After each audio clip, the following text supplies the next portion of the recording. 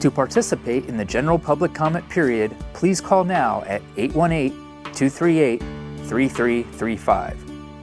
For any scheduled public hearings, please call when prompted to speak if you want the comment to be part of the record. Speaking times will be determined by the total number of public comment cards and callers in the queue at the start of each public comment period. For 1 to 20 total speakers, each speaker will receive up to 3 minutes. For 21 to 39 total speakers, each speaker will receive up to 2 minutes. And for 40 plus total speakers, each speaker will receive up to 1 minute. No additional comment cards or calls will be accepted once the public comment period begins. Good evening, everyone, and welcome to a regular meeting of the Burbank City Council on Tuesday, April 22nd, 2025. Please join me for a moment of reflection, and this moment is intended to begin our meeting with a positive and collective support for our beloved community. The City Council welcomes everyone joining us this evening, and we encourage you to take a moment to reflect on our community and the work we will be doing tonight. Although each of us has our own unique reasons for being here, we are united in our passion for our wonderful city.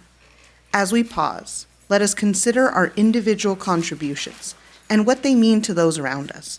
Let us find solace in knowing that by working together with a shared spirit of community and partnership, we will always act responsibly for the betterment of Burbank.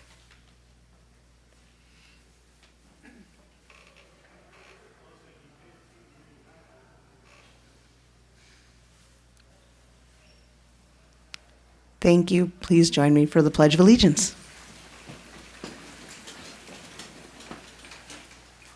Ready? Begin. I pledge allegiance to the flag of the United States of America and to the republic for which it stands, one nation, under God, indivisible, with liberty and justice for all.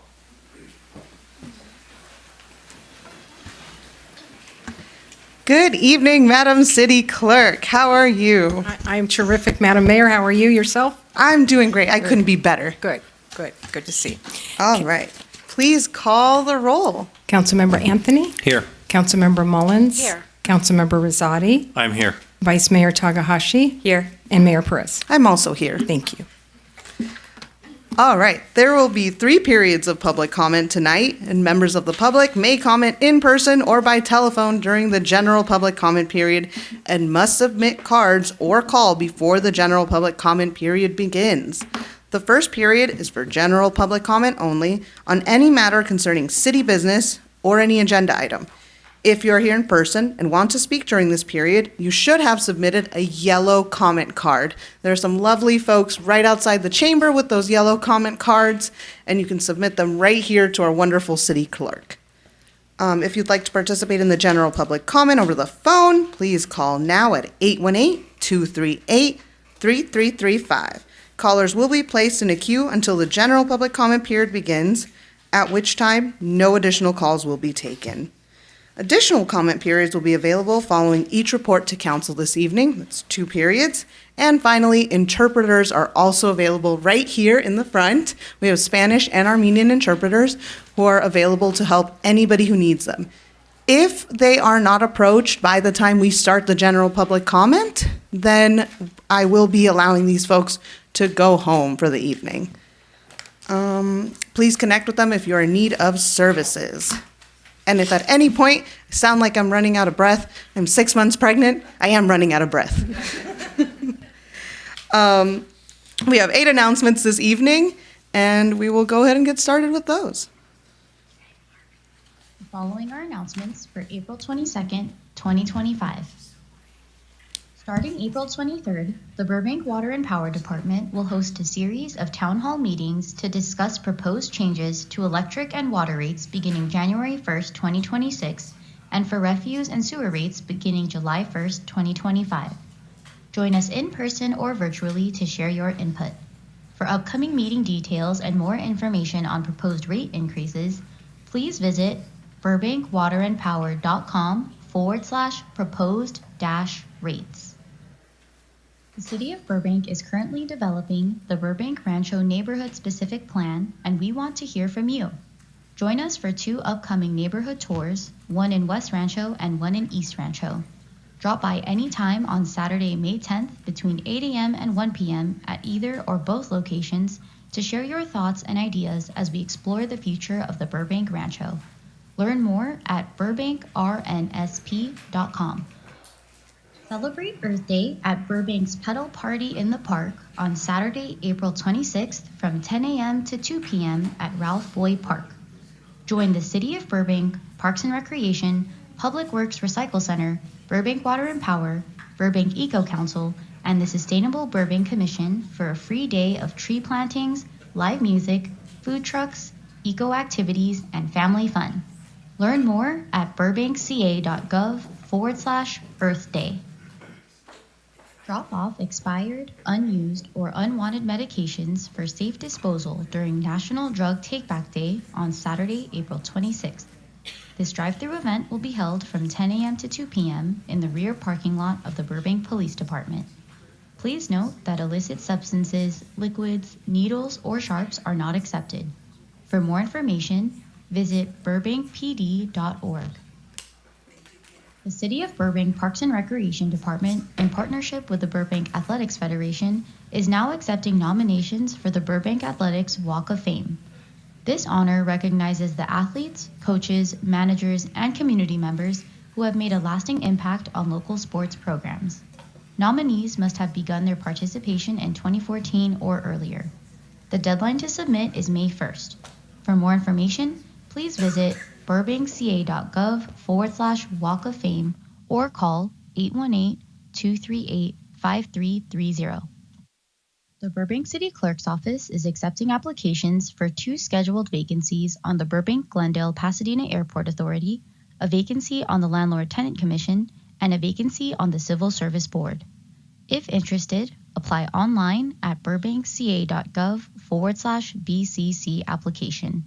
For more information, please contact the Burbank City Clerk's Office at 818-238-5851 or email cityclerks@burbankca.gov. The City of Burbank Parks and Recreation Department is proud to announce that the Military Service Recognition Program is now accepting applications through May 2nd. This special initiative honors Burbank's active duty service members with personalized street pole banners displayed throughout the city. Applications can be submitted online, by mail, or in person at McCambridge Recreation Center. For more information, visit burbankca.gov/MSRP. This concludes the announcements for this evening. All right, everybody. We have, I think 5 presentations, proclamations, 4. I can't count anymore. We have 4 presentations this evening. And our first one is very special. It's a presentation proclaiming April 24th, 2025 as Armenian Genocide Remembrance Day in the city of Burbank. In addition to tonight's proclamation, the city will also be lighting our City Hall and Burbank Water and Power in the colors of the Armenian flag from April 24th through the 27th. If you don't know, those colors are red, blue, and orange. So I'm 2 out of 3 tonight. And at this time, I would like to invite Sarkis Simonian, Chair of the Armenian National Committee of America, Burbank, to join me at the podium. Welcome, Sarkis.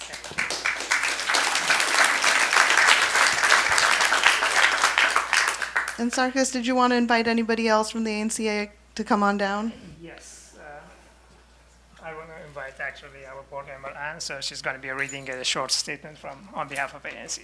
Wonderful, welcome. We really enjoy our partnership with the ANCA, and we're grateful for all you do. And for folks who may not know, we had a lovely ceremony on Saturday here on the steps of City Hall, proclaiming our support for our Armenian community and commemorating the genocide, because we know that if we don't remember history, it's bound to repeat itself. And so I will read you this lovely proclamation, and then I know you have a few words prepared. All right, so Whereas from 1915 to 1923, 1.5 million Armenians were murdered and hundreds of thousands more were forcibly deported from their homes in ancient homeland by the Ottoman Turkish Empire as part of a systematic program of genocide. And whereas the people of the city of Burbank will continue to remember the atrocities committed against the Armenian nation and all humanity in order to guard against the recurrence of genocide. And whereas the people of the city of Burbank continue to dedicate themselves to the principle of equal justice for all people and are committed to promoting these values for all generations. Now, therefore, I, Nikki Perez, Mayor of the city of Burbank, do hereby proclaim April 24th, 2025 as Armenian Genocide Remembrance Day in recognition of those who suffered as a result of the Armenian Genocide. I urge all citizens to join the Armenian community to overcome prejudice and inhumanity through education, appropriate observance, vigilance, and persistence, and call upon the Turkish government to resolve with representatives of the Armenian nation all grievances stemming from this genocide. Thank you. Thank you very much. Of course. And now, I know if you'd like to say a few words, we'd love to hear from you. Thank you very much. Hello, good evening, City Council members. I would like to extend our deepest gratitude to the City of Burbank for officially recognizing the Armenian Genocide. Your acknowledgement honors the memory of 1.5 million Armenians who were our grandparents, their siblings, and entire families. From my mother's side alone, only one member survived, and from that one lone survivor, there have been 4 generations since. So this is what we try to do in doing things like this, is to try to carry their legacy forward. Burbank has a very vibrant Armenian population, and we are proud to contribute to the city as public servants, educators, business owners, neighbors, and sometimes even commissioners. As Armenians in the diaspora, we strive to be exemplary citizens, supporting our city, uplifting our neighborhoods, and working together to build a better future for everyone. Through our even current trials and tribulations, we remain committed to justice, remembrance, and service. Thank you.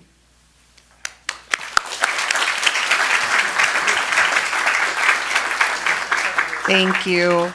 And then while the other members come up, I will just say that we're so grateful for your partnership at the ANCA. We know you do so much for our youth, for our city, and for the Armenian culture. And it's great to see so many young people at the Remembrance Day, because that's the only way you keep culture alive. And know that Burbank stands with you.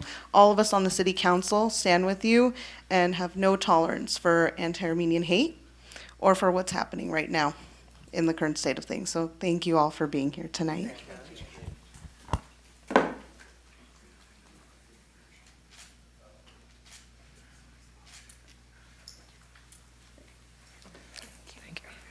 Thank you.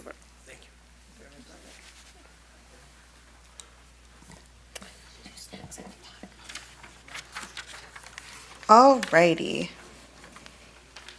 Our next proclamation this evening is the presentation of a proclamation declaring April 13th through 19th, 2025 as National Public Safety Telecommunications Week in the city of Burbank.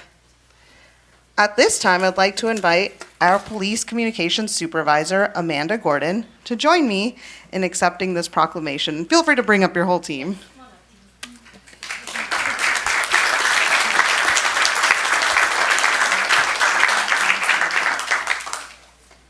Thank you so much. And for folks who may not know, these lovely ladies up here are the ones responsible for taking your 911 calls. They really are the first line of response when you are in an emergency. And I am in awe of the work you all do. I've seen the control center. I've seen really the space you work in. And you have to be a special type of person to be taking those calls in, to be making that communication, and to be keeping all of us safe. We really appreciate what you do. So thank you for everything that you do. Thank you. Of course. And now I want to present you with this proclamation.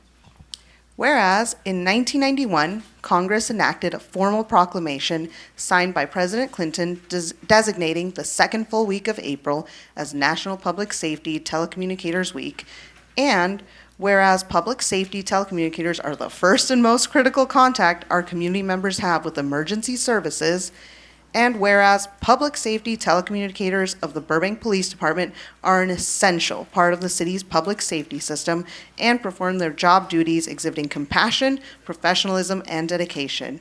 Now, therefore, I, Nikki Perez, Mayor of the City of Burbank, do hereby proclaim the week of April 13th through 19th, 2025 as National Public Safety Telecommunications Week in the City of Burbank. The Council of the City of Burbank honors the women whose diligence and professionalism keep our city and our citizens safe. Thank you. Let's give them a round of applause.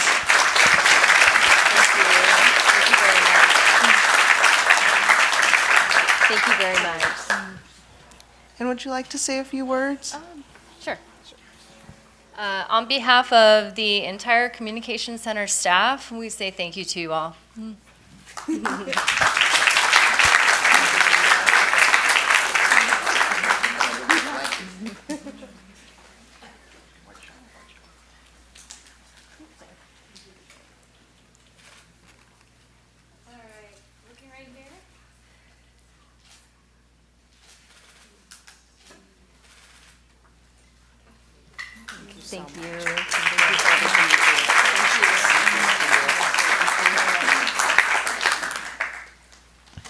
Don't go too far, Chief.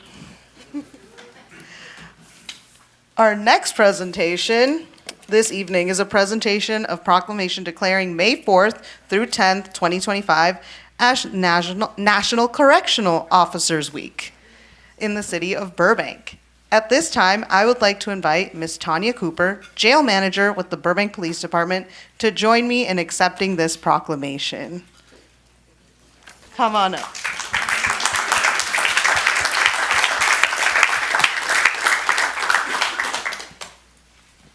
Thank you so much for joining us tonight, and then thank you for the work that you all do. I know you are all a small but mighty team.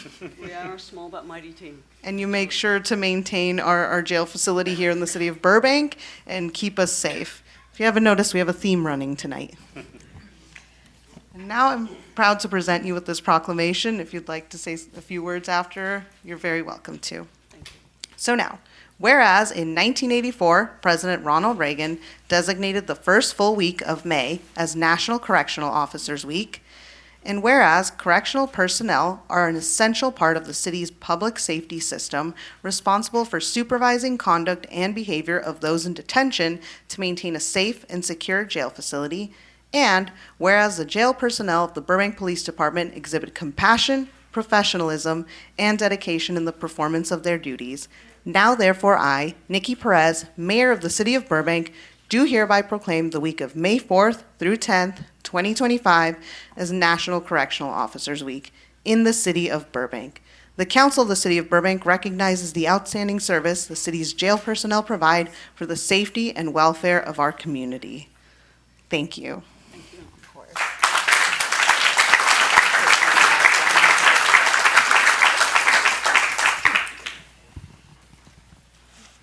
Good evening. Thank you, Mayor Perez. Thank you, council members, for everybody who's come tonight. Thank you to my team. We are a small team, but we are dedicated and honored to serve the city of Burbank.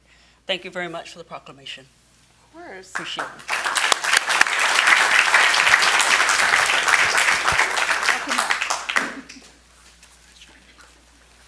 Sir.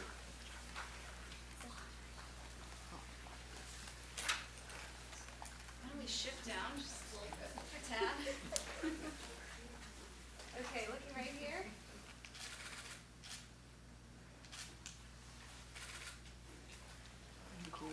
Thank you so much.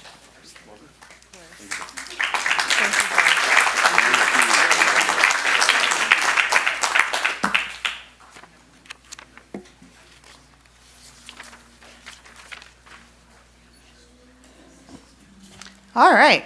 Our final presentation this evening is the presentation of a proclamation declaring May 11th through 17th, 2025 as National Police Week in the city of Burbank. At this time, I would like to invite our brand new police chief, Mr. Rafael Quintero, to join me in accepting this proclamation.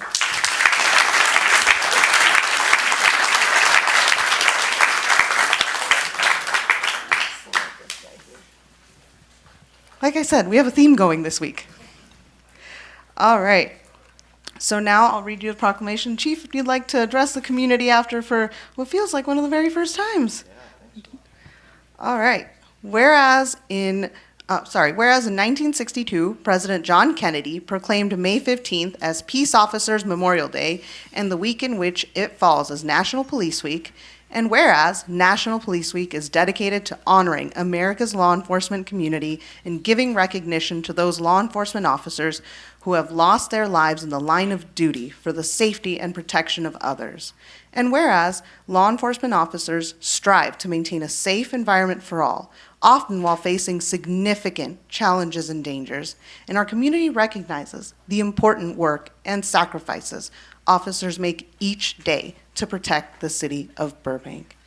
And whereas the personnel of the City of Burbank Police Department perform their duties with compassion, professionalism, and dedication, providing a vital public service in our community, safeguarding the rights and freedoms of the members of our community, now therefore I, Nikki Perez, Mayor of the City of Burbank, do hereby proclaim the week of May 11th through 17th, 2025, as National Police Week in the City of Burbank. Council of the City of Burbank recognizes and honors the invaluable contributions of our law enforcement personnel whose unwavering commitment ensures the safety and well-being of our community. And not on the proclamation, but should be, we have the best PD in the country.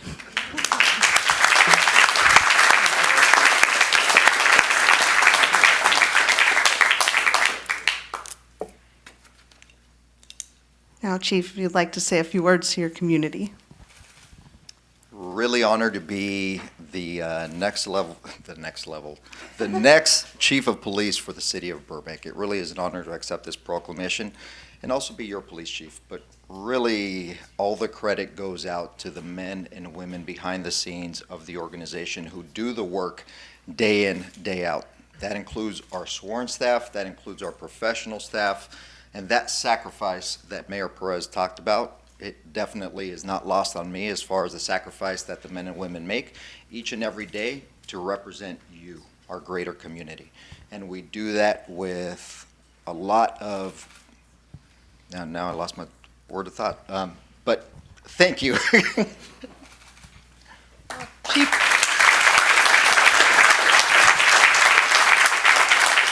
It's okay. He's just trying to make me look good because I'm the one with pregnancy brain.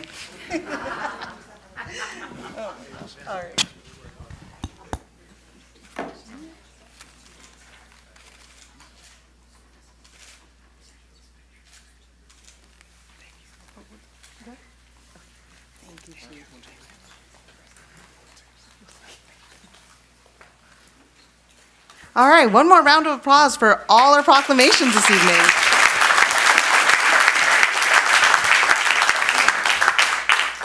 Mr. City Manager, do you have anything to report?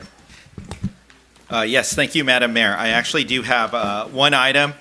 It is totally anticlimactic. I am, after a comprehensive executive recruitment, I would like to officially introduce our new police chief. So he could come up here and embarrass himself a little bit more and talk about himself and his journey. But we are excited to have him. Today's his second day. He came back. We're very happy to have him. I think he's going to provide a lot of good energy to the department, and I'm looking forward to him doing great things. So without further ado, our new police chief.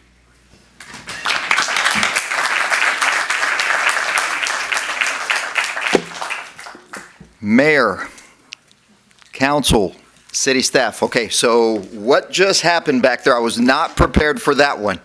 This one I definitely was prepared for. So I promise I will be better on the next one. And usually, normally, I'm not at a loss for words. Like, if anything, I normally have a lot to say. So first, thank you for this opportunity. Definitely very honored and privileged to be the next chief of police. Thank you to the CM, the Assistant CM, for your appointment, your trust in me specifically as being that Chief of Police. It is not lost on me as far as that level of responsibility and privilege that I have in taking on this responsibility in serving the beautiful city of Burbank. So, thank you. A little about me. For the most part, I think I've lived in the San Fernando Valley my entire career. I grew up in the city of North Hollywood, right next door. So kind of the conversation piece that I keep telling everyone is the city, the faces and everybody really feel familiar to me. When I think about my childhood and then even afterward going away to college, Burbank was a place, a destination city that I always seemed to come back to. A lot of it has to do, and it was mentioned here before, as far as that level of vibrancy that I think we've all come to know and love. And probably the biggest thing is community. Something that I definitely appreciate, and I have seen in just day 2. I've met a lot of people, had a lot of conversations. Definitely the outreach is even more humbling as far as just kind of that support. You don't see that often. And you referenced it as far as kind of Police Week, specifically the challenges that law enforcement professionals have done. I've had conversations with some of you throughout time, and I want to say the evolution of just law enforcement as a profession in general, we've made great and significant strides. But I think you said it. I know I've said it as far as this agency, the men and women that represent this organization really are above and beyond what normally you come across in the region. And I definitely am honored.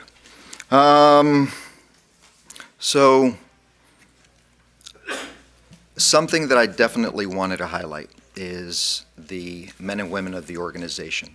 Specifically, I understand that they've been excited, which gives me a certain level of energy, excitement, enthusiasm, being up here and leading them. But more importantly, my command staff, my team, definitely making relationships with them. And specifically, Deputy Chief Adam Cornels. Mr. Cornels, I think over the last 6 months or so, has really stepped up and led this department, kept the stability, and really has done a phenomenal job, and definitely made my transition a whole lot easier. And also supporting him, command staff, Captain Ruiz, Captain Stoll, who was away at a conference, and then Captain Lasaco. So coming in as an outsider, it really is a blessing to kind of work with them and help ease me in that transition. And then, again, the men and women of the organization, like day in, day out, show up and to serve this greater city. I can't be more proud to work alongside each and every one of them. And looking forward as far as the opportunities and possibilities, one of the things that I have said before, specifically for the city, is like looking at branding our organization. The organization has always had a phenomenal brand, a reputation, definitely something that I have admired just across the way. And looking forward to kind of maximizing that even a little bit more.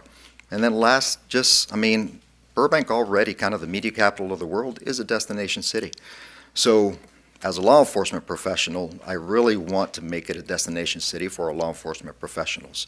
The reputation, the men and women that do this, our greater community, and our elected. Again, the trust that you place on us, the relationship and collaboration I think that we've had, that I know that I have seen, definitely looking at maintaining that community, seeing how we can contribute and be of service. So I say all that in a prepared way. Thank you. It's an honor.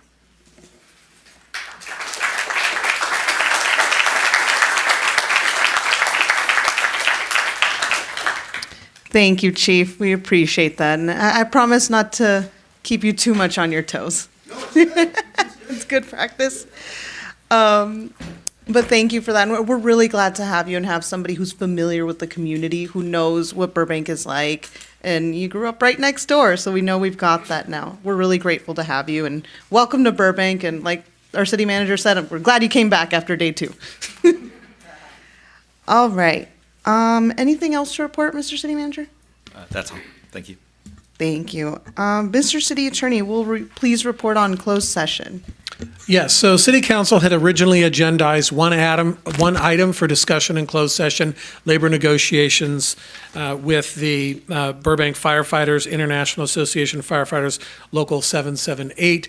That item was removed with an amendment to the agenda because those discussions were premature, so council did not meet this afternoon in closed session and did not take any action. Thank you, Mr. City Attorney. Now is the time for general public comment. Can I get the comment cards, please? And I will be calling out the speaker's name as well as the person who is next in line to speak in order to keep our public comment moving in a timely fashion.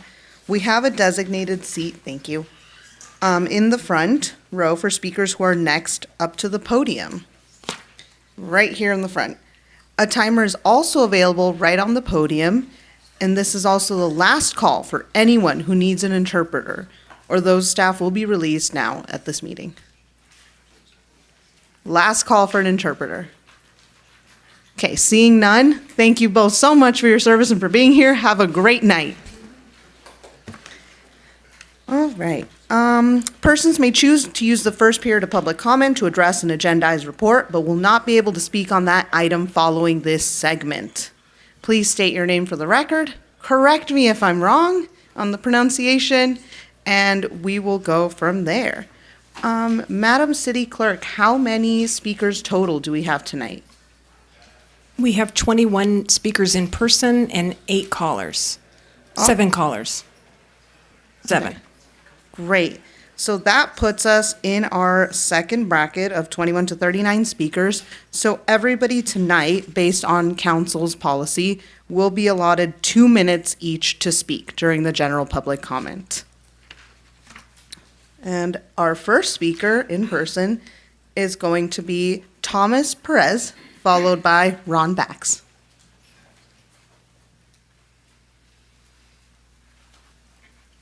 Hello, Mayor. Welcome, Thomas. Hello, you have council 2 minutes.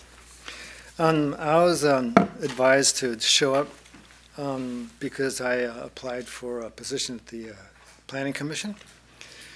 And I got an email from Maria Sanchez, so that's why I'm here today. So if you have any questions, or I could make a comment if you want me to make a comment, but you have any questions? I was advised that, since I applied for the position, I think it's city manager, that I come. So here I am. So we're not allowed to go back and forth and ask questions during this Okay. time, but if you'd like to use your remaining time to make a statement, you're able to do so. Okay. Well, I love the city. I've been here for decades. Came in the 70s with my mother after her divorce. I'm an adoptee, and Burbank has been very good to us, and I appreciate, all the hard work that we all do, and we all will continue to do. The safety, the response from our police department, and, emergency services, et cetera, et cetera. So I'd like to give back. That's been my goal for many years, is to do that. And this seems to be a vehicle to do that in. My resume does not specify on city planning. However, I did take on, whatever it's worth, a year of urban studies at CSUN during my undergraduate years. And I did do a little bit of studying lately, just to catch up in case there were questions. I'm extremely interested in the job opening, and I think, humbly speaking, I could be a good pick. And that's all I had to say before I ruin it.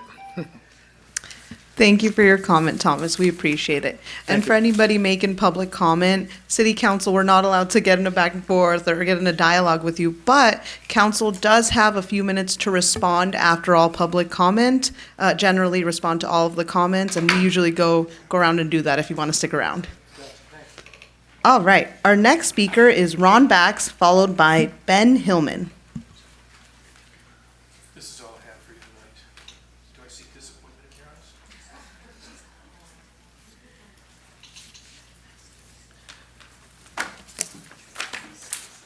Good evening. Ron Bax.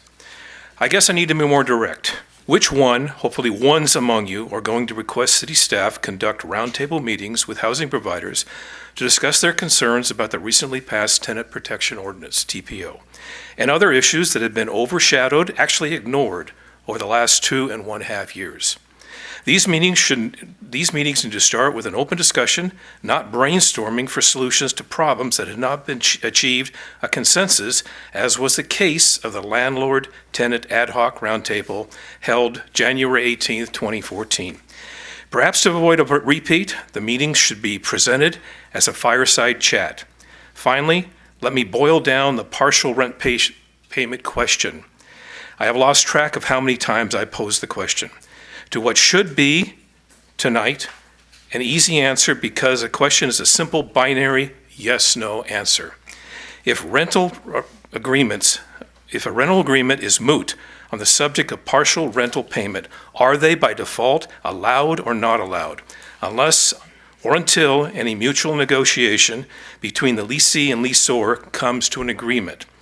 Please don't rely upon provisions of state law because they're excluded in the TPO. In fact, the TPO seems to override state law. Once that is resolved, I will pursue other violations of state law and housing provider rights in the TPO. Actually, the TPO in many cases appears to me to force the housing provider to violate state law. Thank you very much. Thank you for your comment. Our next speaker is Ben Hillman, followed by Hunter Gibson.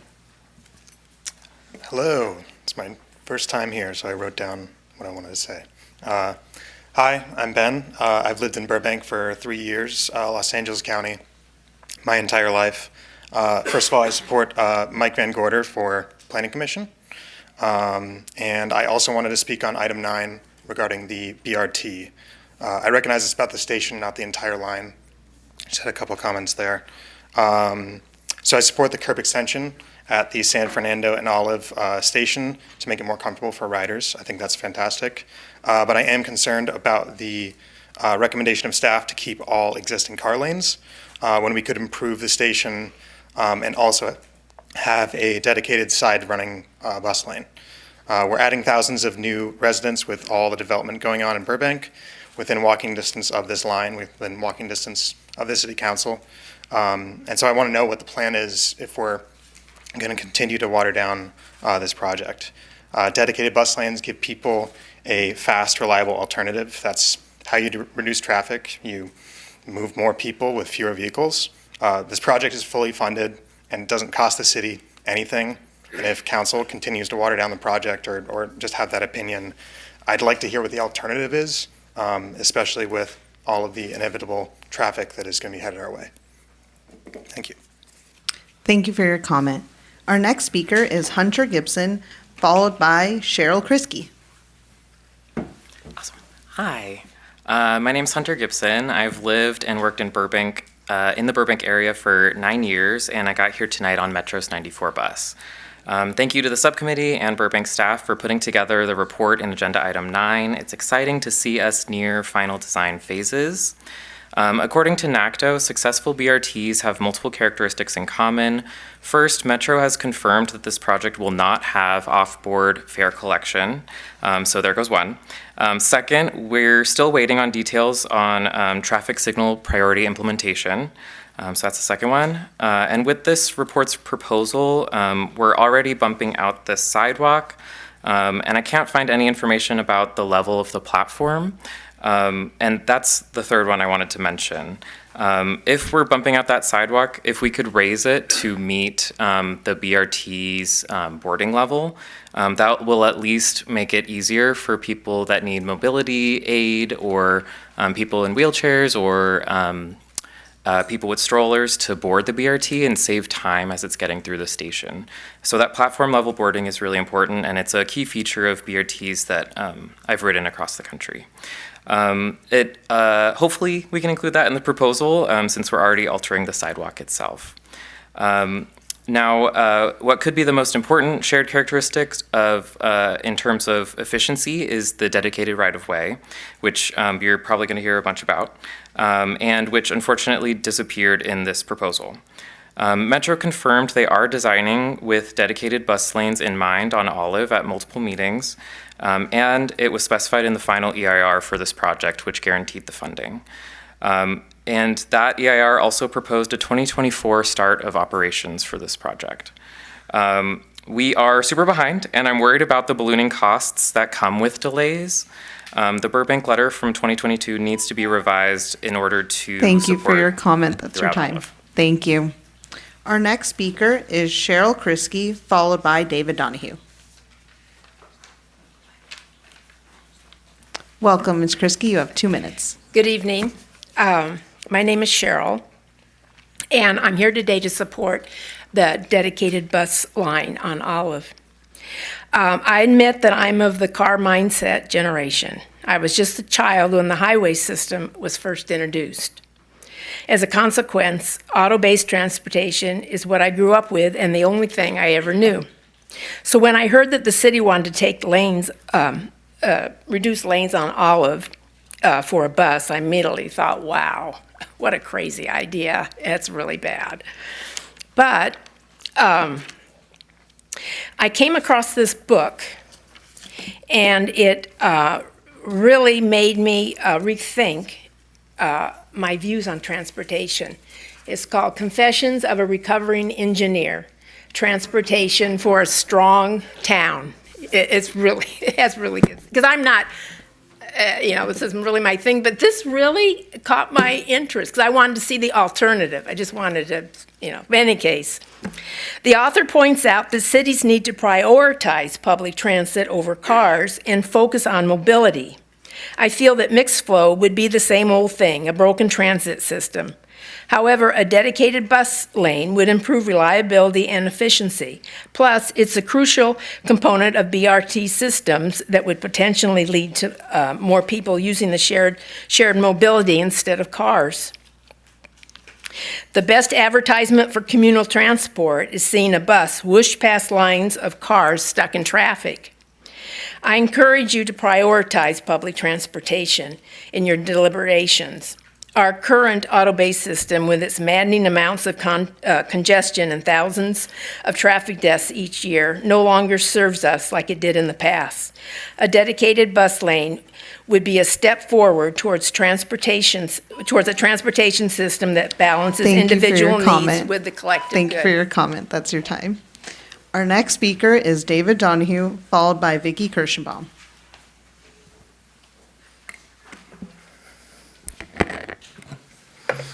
Mayor Perez, council members and staff, my name is David Donahue, resident business owner. First, I want to welcome Chief Quintero. It's great having the introduction to the community, so I'm excited that he's here. Thank you, sir. Secondly, a little bit of housekeeping because it was kind of late last council meeting, I think, when you all were discussing boards and commissions and their protocols. I appreciate that it was agendized and that it was discussed. I have been in many boards and commissions where the random topic comes up. To me, just my opinion, it feels like people are pontificating on their own personal agenda items and not the direction of the city. So I thought what you all were talking about is like whatever the agenda is of this body, that the boards and commissions could follow that and not go too far out of whack. Also, the next part of this is recently, because I'm very involved in housing, fair housing, whether it's for a housing provider or for a tenant or renter, I think it's important that we're all able to deliberate.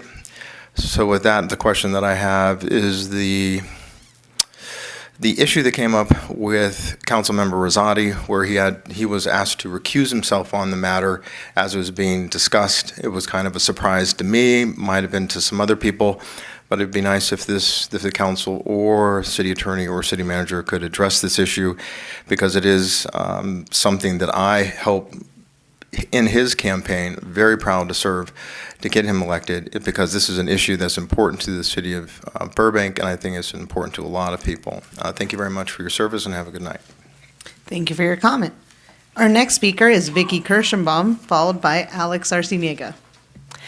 Hi, my name is Vicki Kirschenbaum. I'm the chair of the Sustainable Burbank Commission. I do want to remind council that the commission has taken a position on the BRT in support of a dedicated bus lane on Olive. But I'm really here to talk on my own behalf tonight. There are two priorities for me for the BRT in general. And one is to make it the most efficient, the most appealing option, would encourage folks to get out of their cars and take public transit. And the biggest source of greenhouse gas emissions in our state is transportation, and it'd be really helpful to get more people out of their cars and onto public transit. But the other thing that we don't often talk about is equity. You know, it's true that the majority of people who take the bus right now in LA County are students and the disabled and elderly and low income. I think folks deserve the best version of public transit possible, and I hope that our council will support the best version of the BRT and not oppose it. Thank you for your comment. Our next speaker is Alex Arciniega, followed by Mike Van Gorder.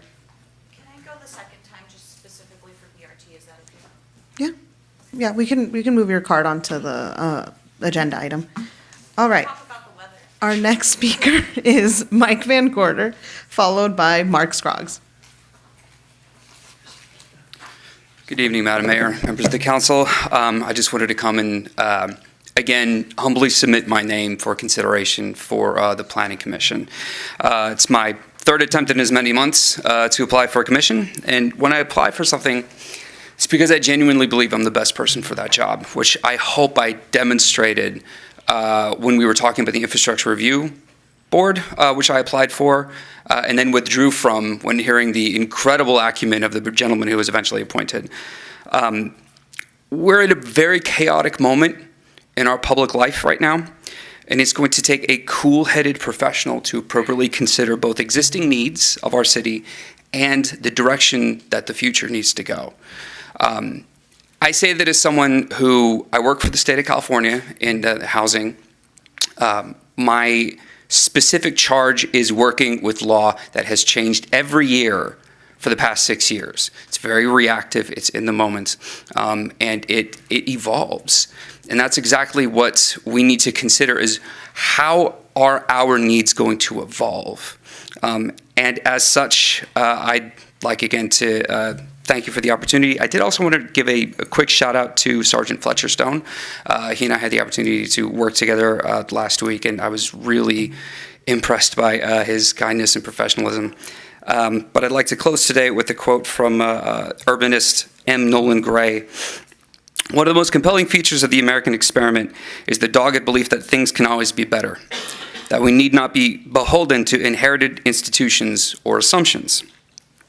This is especially true with the way we plan our cities. Thank you very much. Thank you for your comment, and nice burgundy suit. It's catching on, Vice Mayor. All right, our next speaker is Mark Scroggs, followed by Jonathan Wilder. Good evening, everyone. I'm Mark Scroggs. First, I wanted to update regarding the state economic entertainment tax incentives, AB 138 and 630, because it's crunch time. There's been hearings this week, and there's hearings next week. I watched and listened to the one this morning. I know there's another one tomorrow. It was very positive and good, except you can tell, one, there's some people who still don't want Southern California to have anything. Two, they don't understand what it is. And three, there's not enough money. The state's all screwed. And, that's just in a nutshell. So you're dealing with that. Plus, like someone said, it's so Hollywood. And one of the assembly members said it's a jobs bill. It's to keep people here, like things we've been talking about for the last couple of years. Now everybody else is finally jumping on board, which is great. But I think one thing is, and this has happened at the meetings, people need to tell their stories. I have one from somebody at my gym who became homeless. I don't want to get into it, but it's really heartbreaking what's going on. Put the stories out there, make it personal, and start sharing them. You can go to keepcaliforniarolling.com, which is all the different unions and guilds and organizations been sending out, to sign the petition link and get details on other meetings. I know they've had, I think, 150,000 people hit it so far as of today. I also posted all this information, like on my Substack, which is Mark R. Scroggs, and on my Facebook to get the different links. You can also email your state senator, Carolyn Menjivar, at senator.lastname for her at senateca.gov, and assembly member at assemblymember.lastname at assemblyca.com to reach Nick and his office and everybody else. I did this during basketball, watching NBA. I did all of them. So they all got my little story. And also remember to thank the people that are helping us, and remind the people who aren't that we might not be there for them some point. So that's it for now. Laura Friedman's office is also doing some stuff. Thank you for your comment, Mr. Scroggs. Our next speaker is Jonathan Wilder, followed by Eddie Poland. Good evening, Council. I'm Jonathan Wilder. I'm a Burbank resident. I'm a longtime listener, first-time speaker, so I'm happy to be here. I'm here for two items. First of all, I want to express my support for a side-running dedicated lane for the downtown BRT stop, as well as support for Mike Van Gorder, who I believe is experienced and also dedicated candidate for the Planning Commission. For me, I'd prefer to use public transit for my commute, but right now, the bus system, it's slow, it's infrequent, and so I would like to see a BRT which can really solve a lot of those issues. We're also a one-car household. My fiance takes the bus home every day from where she teaches in Glendale, so this would also benefit her as well. I'm particularly invested in the BRT downtown stop, since that would be my stop. That's where I'd be boarding for the most part. And I appreciate staff's suggestion to expand the downtown station through the curb extension, but I think it would just be a mistake to force the bus into mixed flow traffic in that section.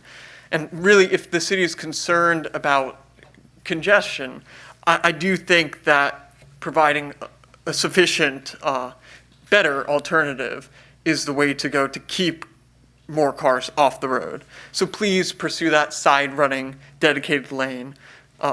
Regarding the Planning Commission, like I said, I've listened to a lot of these council meetings, and Mike Van Gorder has really impressed me with his dedication to Burbank.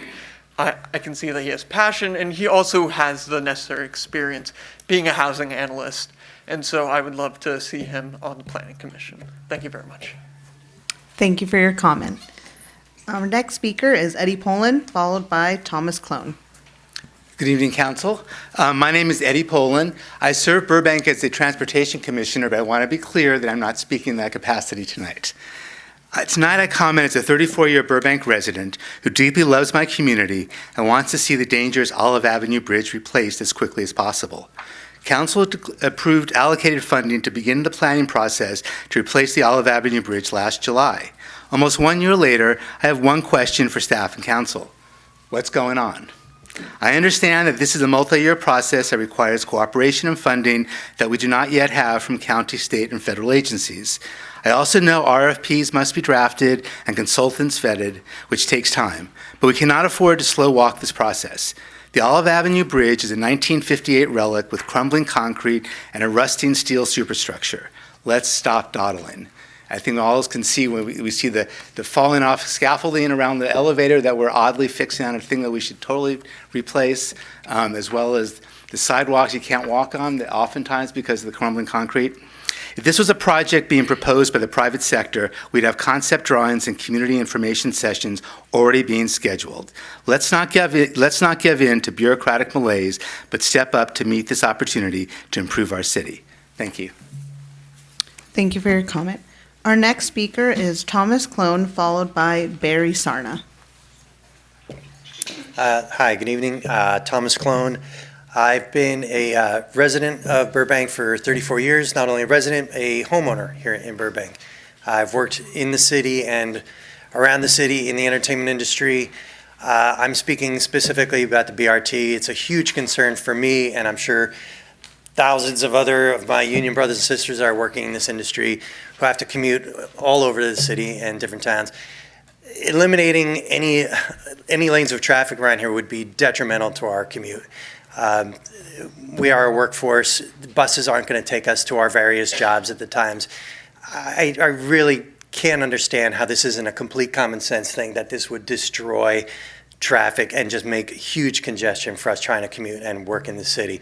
I love Burbank. It's been my home now for greater than anywhere else that I lived. And I don't normally come to meetings because it's just doesn't work for our time, but this is just such a huge concern to me and a lot of people I've spoken to that live and work around here in Burbank. I'm just hoping I can speak on their behalf and implore you to please do not eliminate lanes of traffic here. It would just cause an unbelievable amount of traffic. Thank you, I appreciate it. Thank you for your comment. Our next speaker is Barry Sarna, followed by Jason Lewis. Good evening, council members and staff. My name is Barry Sarna. Been living here in Burbank proudly for 36 years. Twice this city council had the foresight and good judgment to unanimously support a common sense approach to the proposed BRT project. You rightly told Metro that any major changes, especially those that would impact traffic patterns, should only move forward if there is a demonstrated need, specifically a ridership of 17,000. That's what you voted for. This was a thoughtful and responsible decision, one that balanced the support for public transportation with a commitment to preserving the quality of life for Burbank residents and businesses. Now's the time to reaffirm that stance. The council must continue to listen closely to the voices of those who live and work in the areas that will be directly impacted by this project. Their concerns are valid and deserve to be heard at every stage of the process. Metro must also be held accountable. They need to clearly communicate to the public that the BRT route through Burbank includes important conditions, namely that it will remain mixed flow unless and until the ridership goal is met. Please stand by your unanimous votes. Reiterate the need for transparency, accountability, and above all, continued dialogue with the residents and businesses of Burbank. Thank you. Good evening. Thank you for your comment. Our next speaker is Jason Lewis, followed by Jessa Freemayer or Karen Volpe. That's the first time I get two names on a card. Jason Lewis, go for it. Thank you. Good evening, Madam Mayor Perez, Madam Vice Mayor Takahashi, council members and staff. My name is Jason Lewis, and I'm here to lend my endorsement of consent calendar item 7, approval of letter of support for the petition of the Fernandino Tatavayam Band of the Mission Indians Tribe of the U.S. Department of Interiors. The tribe's history is deeply interwoven into its homelands that once spanned more than 1.5 million acres, extending from the Antelope Valley to the Pacific Ocean. By 1900, the tribe was rendered landless, with their territory reduced to zero through unjust land dispossession. That's the history. Tonight, I'd like to call your attention to direct action all Burbankers can take and visit acknowledgerent.org, where you can learn about the Tatavayam tribe, their history, current events, and instead of a land acknowledgement, you can acknowledge them with rent to the original landowners. As their website says, all funds go directly to the Fernandino Tatavayam Band of Mission Indians and help fund the tribal administration, operations, education, language revitalization, culture, wellness programming, and federal recognition. I encourage you to explore the website and see if you can make a one-time or regular donation. Our family pays our rent monthly. I'd like to thank Alan Salazar, the author of the children's book, Tata, the Tatavayam Tohi, for the website information and his outreach to the wider Los Angeles County and Southern California area. Hopefully soon, the Tatavayam will receive their federal recognition, the rights and abilities that will allow them and the rest of us to acknowledge the Native Americans that are still here and a part of our community and culture. And I'd like to personally say, as someone who built missions by hand in 4th grade and visited them as a kid, I was astonished to know as an adult that these are not federally recognized people. Their name is in the San Fernando mission. They were here in the San Fernando Valley. Thank you for this recognition. I'm very happy to read about this and to tell my friends who are Native Americans. Thank you. Thank you for your comment. Our next speaker is Jessa Freemayer, or is it Karen Volpe? Is Karen Volpe. Our next speaker is Karen Volpe. Thank you. I didn't realize we were next. Y'all are keeping me on my toes. Good evening, Mayor Perez and City Council. I'm here tonight to just tell a little something about Leadership Burbank. We're number 5, I think, on the consent agenda. As I look around the room, all but one of our city council members are Leadership Burbank alum. Justin is our Leadership alum by proxy, honorary. Kimberly Clark, Courtney sits on our board of directors. I mean, everyone around the room. I see so many people here tonight. We are celebrating our 30-year anniversary for Leadership Burbank. And the city was actually grateful, wonderfully supported us this past year. I'm so sorry, I'm not really prepared. But this class was amazing. The fact that they teamed with the city to do this adaptive sports program with Parks and Rec was a huge undertaking. They did it beyond successfully. But in addition to that, I just wanted to kind of remind everybody that there have been so many projects over the years, the Jocelyn Center, the 100 trees that were built for the centennial in our parks, the Bee on the Hill that needs a little work, but there's been a lot of a couple of years ago, we collaborated with BUSD on water filling stations. There have been so many things in addition to our nonprofits with things we've done for BTAC and Boys and Girls Club, and we just kind of wanted to speak to that and tell you tonight. I know you're going to be very excited to, vote on that, the adaptive sports program. They did an amazing job. That's your time. They ran a pickleball tournament that was so successful, and I hope the city will continue it. Thank you, Karen. That's your time. All right, our next speaker is Karen Bailey, followed by Merritt Bailey.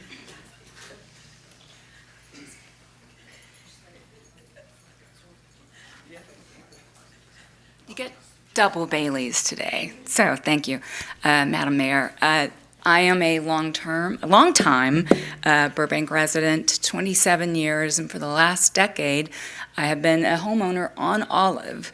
So I live these roads every day, and unlike some other folks here, my job is never going to allow me to be able to ride a bus.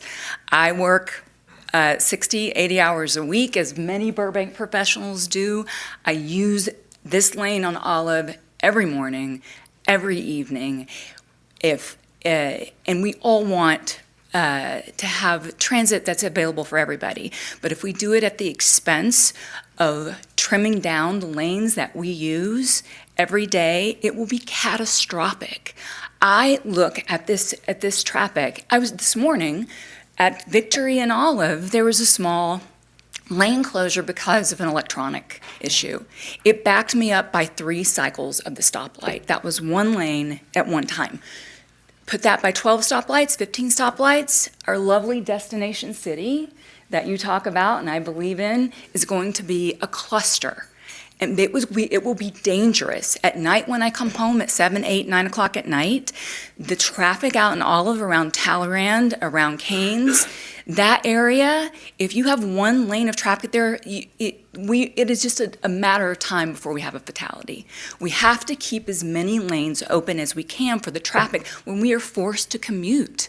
I'd love to have a helicopter to magically take us to our commutes, but we don't. And I'm telling you this because there's at least 20 of my neighbors who've texted me today and said, please show up. So I left work 3 hours early to beat the commute, to be here. That's how important this is to me. And I think to many residents who are not able to be here at a 6 o'clock meeting and never will be on a Monday through Thursday. So please don't impact the rest of us. Thank you for your comment. Thank you. That's your time. Thank you. Our next speaker is Merritt Bailey, followed by Frank Rizzi.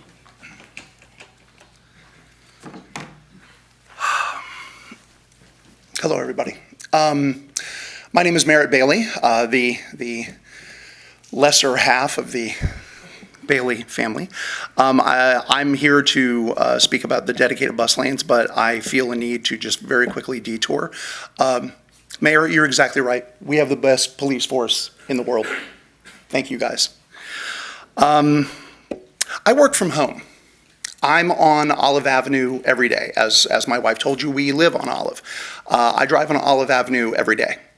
I heard a very interesting comment made earlier saying the biggest push, the biggest advertisement for taking the bus is, people stuck in their cars in traffic watching that bus go by. Well, here's the only problem with that. That bus doesn't go anywhere I want to go at the time I need to be there. So again, as my wife said, I'm a big supporter of, mass transit. There are people who need this service. But if we are going to put a fully loaded bus and give it a dedicated bus lane, there's a lot more people who are being negatively impacted by this than the number of people who are being positively impacted. And that's just not right. I don't understand why this seems to be so difficult for a lot of people to grasp, but I don't know anybody who rides the bus. And I know a lot of people. We've lived here since 1998. I know a lot of people in Burbank. So, thank you for your time. Thank you for your comment. Folks, let's be respectful and keep our comments down when folks are speaking. All right, our next speaker is Frank Rizzi, followed by Suzanne O'Carroll. Hi, Mayor Perez and City Council. I'd like to thank you for the opportunity to speak. I'm a housing provider here in Glendale, or in Burbank and Glendale as well. But my biggest concern is that the resolution regarding affordable housing, that there is conflict of interest by several members of this board who may be renters, and they should not be voting on this particular agenda because of the obvious financial interest they will have, not only in substantially reduced rent and also potential relocation cost monies that are granted to prospective tenants. So I would ask that any members of the City Council please recuse themselves if they are renters of the, and not vote on this particular resolution. Thank you. Thank you for your comment. Our next speaker is Susan O'Carroll, followed by A.L. Garcia.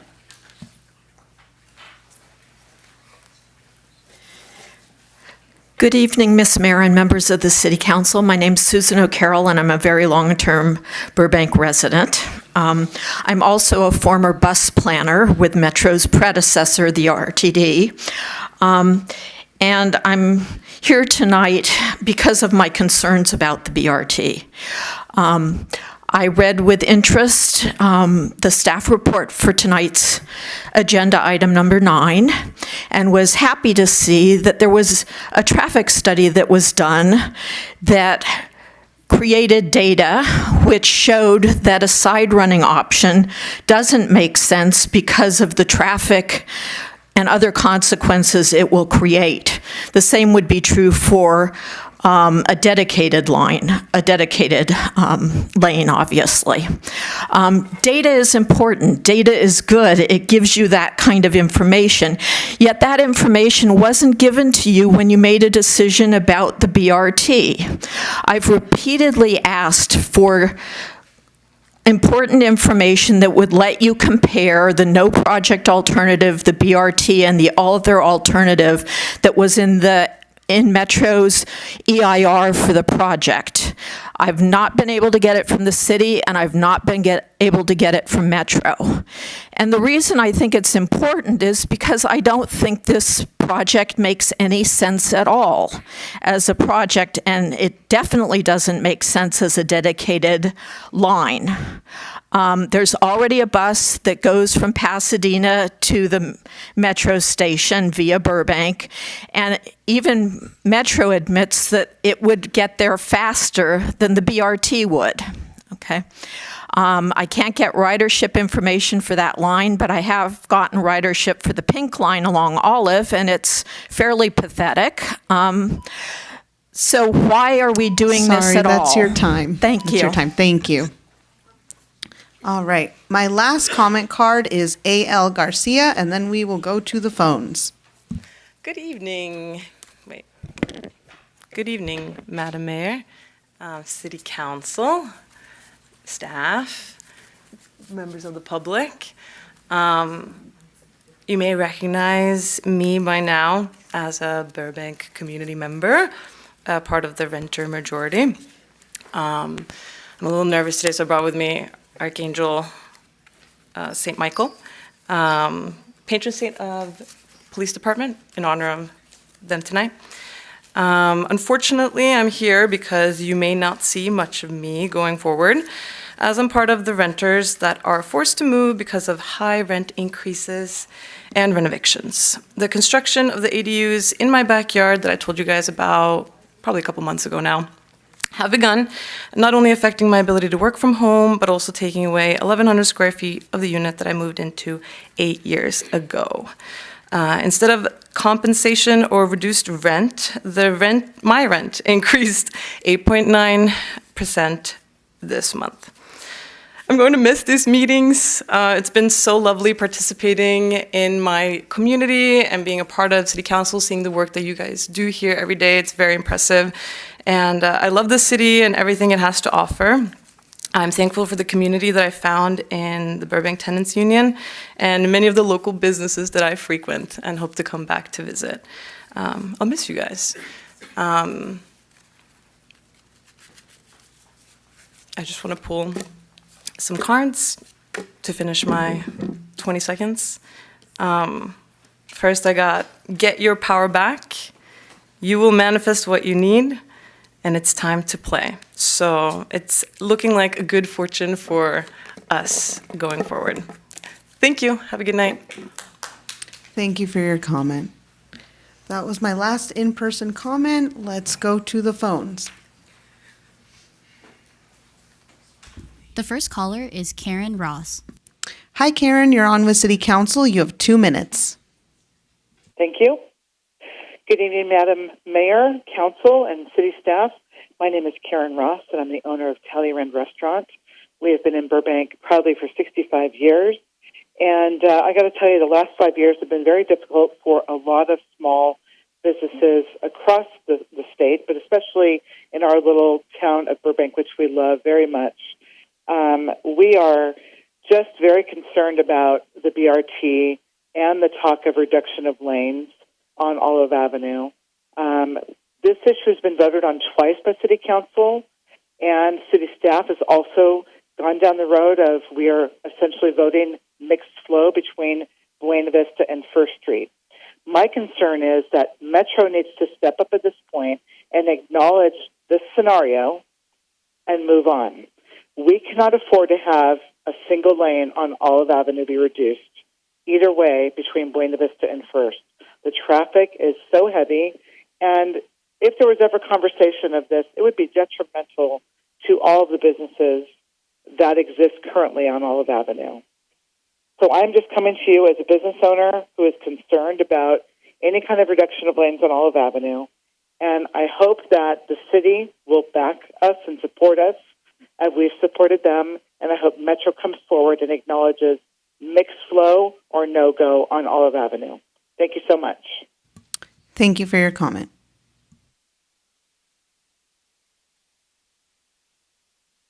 The next caller is Nathan Adair. Hi, Nathan. You're on with City Council. You have 2 minutes. Hello, my name is Nathan, and I'm a Burbank resident who often rides the bus. First, I support Mike Van Gorder for the Planning Commission. Second, have you ever tried to ride the A-line south of Union Station, where the frequency is supposed to be every 8 minutes, but you end up waiting 15 minutes or more? That's because of bunching, which happens when transit encounters unexpected red lights. When transit is forced into mixed-flow lanes, even for one block, extra red lights are encountered. Each extra red light delays the bus by 1 to 2 minutes, and as these delays stack up, they ultimately lead to bunching. This issue leads to the riders being late to key business meetings, picking kids up from daycare, or even just missing the start of their movie at the AMC. And the final result is reduced ridership. I actually love the proposed changes to the downtown BRT station, but not at the cost of forcing the bus into mixed-flow traffic. Dedicated lanes, off-bus fare collection, signal priority, and platform-level boarding are the key concepts that make a BRT more than just another bus route. By adhering to these concepts, the Orange Line, or now G Line, I guess, was able to hit its ridership goal in months rather than the years that were originally forecasted. So let's do the same. Thank you for your time. Thank you for your call. Next caller, please. The next caller is Beatrice Porto. Thank you for calling, Ms. Porto. You have 2 minutes. Good evening, Madam Mayor, council members, and staff. I'm calling in support of mixed flow on Olive Avenue. My biggest concern is about all the businesses that have already suffered enough through all the stuff that went through COVID, and now, with this proposed single lane, more congestion will add more to the business burden. So I, beg council members to really look into this and to see if it makes sense to have this lane and to see if that many people are going to use it. And if it's not, then please don't keep putting more burden on the businesses that are already, struggling day to day. So that's what my request is, and I hope you guys really look into this before you make a decision.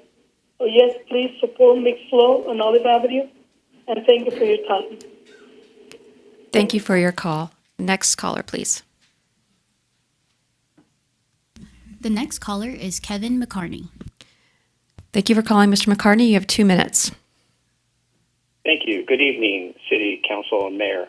I appreciate this time to speak.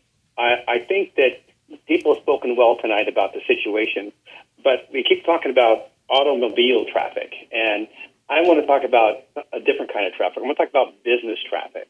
There's almost 100 businesses on this stretch of Olive that they're proposing to take away some of the parking for, and in order to make it easier for buses to come by, or at least interrupt the traffic for these businesses. And these businesses right now who've suffered through the pandemic, who've suffered through the strikes, who are suffering through the ability for the motion picture industry to recover, and it'll probably be quite some time, these are small businesses. Small businesses are people who lease out property. They will rent out whatever they can to make ends meet. But more importantly, they don't have a lot of cash flow. They will mortgage their house to keep in business. They'll mortgage their anything they have to keep their business going. These are not big businesses that are making big bank. All these small businesses on Olive, every single one of them, if you walked in there and take a look at them, you're talking to individual people who risked everything to start their business. And this is what is happening to them right now, is that uncertainty compounded by more uncertainty that, it's been voted on twice about this thing, and we need certainty for these small businesses so they can grow. Because right now, it's very difficult for them to even invest more when they think about, they don't know what's going to happen. So please put this to bed. It's mixed flow is obviously the only way to go right now. If it increases traffic so much, you'll find out and you can do something then. But right now, mixed flow is the simplest answer, and I think the most honest answer. Thank you for your call. Next caller, please. The next caller is Jamie Keiser.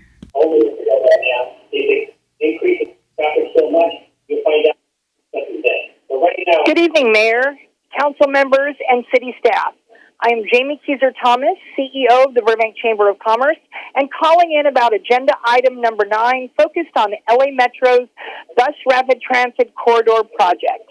The Burbank Chamber has been involved as a voice of opposition to Metro's North Hollywood to Pasadena BRT plan. It would be extremely helpful to understand when Metro is going to acknowledge that Burbank City Council has voted on this twice, in 2022 and 2024, both times in favor of mixed flow. Our community has serious concerns about the lack of action from Metro, and we cannot lose sight of the best course of action for Burbank and the businesses directly affected by this. I'm asking everyone to uphold Burbank's position. As discussed many times, businesses on Olive Avenue will be greatly impacted by this. Haven't our small businesses had enough? It's no great surprise that we have ongoing struggles caused by the pandemic, strikes, wildfires, inflations, and more. When is enough enough? It's our responsibility to make sure that we hold Metro accountable to preserve full access to Burbank drivers. Eliminating lanes of traffic will be devastating for our Burbank business community. To be clear, the Chamber supports public transit. However, we firmly agree with and support the Burbank City Council and our planning and transportation staff who have been steadfast in their opposition to dedicated bus lanes on Olive Avenue. This is not the first time you have heard our position, and I hope we will continue to stay aligned. Thank you. Thank you for your comment. The next caller is Arno Dionysian. Hi, Arno. You're on with City Council. You have 2 minutes. Good evening, Council. I'll make this brief because I got some homework to get done. I'd like Council to get some sleep tonight. My name is Arno Dionysian. I'm a lifelong resident of the city of Burbank. For about 19 years, I graduated from Burbank High School, and I'm recently a new driver. I wanted to speak briefly in support of the BRT program and dedicated lanes proposal. It's clear I'm not a traffic engineer. I'm not an expert in this by any means. I have no expertise in planning or any urban studies field for that matter. I simply want to offer the personal anecdote from a student who commutes by metro every day. You're going to hear plenty, I'm sure, from people on transportation staff and engineers on the economic and the traffic engineering benefits here. But I want to offer a personal anecdote from a student who commutes from Burbank. I commute to Pasadena by metro every day, and I would like to actually echo the concern by a gentleman who called a few callers before me. I also commute by the A line. And yes, it is certainly frustrating to have a very efficient and cost-effective way to get to school and get back to a city I hope to stay in for a while and not be able to do that in the fastest way possible. Simply from a personal standpoint, I wanted to make clear that not only BRT not only is a policy position for the city of Burbank, I think is beneficial, but for me personally, would make my commute much easier. And so I would very much appreciate if the city council would approve a dedicated lane proposal. I heard a few callers mention that the concern that this would make it more difficult for commuters to come into Burbank. As city council is more than aware, many more people work in the city of Burbank than live in the city of Burbank. And as someone who takes the Metrolink, commutes from the Metrolink station downtown Burbank every day, I wanted to just reiterate a figure. Thank you for your comment. That's your time, Arno. No. Thank you for your comment. He said, oh no, I'm sorry. The next caller would like to remain anonymous. Hi, you're on with City Council. You have 2 minutes. Hi, happy Earth Day. With Earth Day, so I support the BRT. I support the sustainability initiative. I'm with them and with other callers that say a dedicated lane is important. It's not only equitable, but it saves on energy and gas and cost. It's more effective, especially in a rent-burdened city where the majority of residents are tenants. Tenants are already facing a lot of issues with increases in rent, or there's a community member that just spoke who's getting pushed out because of these unsustainable rent increases, which renters have been coming to city council for over 2 years now, requesting and begging for something to be done because landlords have equity. Tenants don't. It's just how it is. Landlords even have a right to return on their property. They would sue city council if they weren't making enough money. Tenants can't do that. If someone gets pushed out, they get pushed out. It's awful. People lose their community. People lose what's the last of what they have. Just $100 increase in rent can cause homelessness. Having a dedicated BRT, supporting a stronger rent cap is all a part of creating a more stabilized community for Burbank residents, which most of are tenants. It matters. It matters. It matters. These people, lives matter. Even if they don't have a business that they they're not protected by the Chamber of Commerce to call on their behalf. They're only protected by other renters. Supporting Thank you other for your renters is comment. asking- That's your time. Thank you for your comment.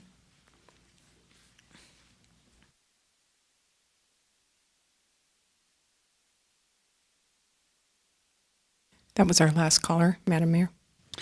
Thank you. There being no further public comment, I now declare the general public comment period closed. Now is the time for a brief response from City Council, the City Manager, and/or the City Attorney. Mr. City Attorney? Yes, Madam Mayor. I'll address Mr. Bax's question. Last time I indicated that we don't issue advisory opinions, but I will say there is no simple yes or no answer to his question about partial payments. The city's ordinance does not specifically address partial payments, but instead it addresses a housing provider's refusal to acknowledge receipt of a payment as provided in a rental agreement. And it also addresses refusal to cash rent checks. And the analysis that one would have to do has to also consider what the due date is in the lease, what the grace period is in the lease, and whether a tenant is in default and has a right to cure. So for those reasons, Mr. Bax should consult his own attorney, but there is no simple yes or no question, and my office cannot provide him that legal advice. Thank you, Mr. City Attorney. Any other response from staff? No? All right, then we'll go to council. Who would like to go first? Councilor Anthony. First off, Cheryl, that is an excellent book. It's very good.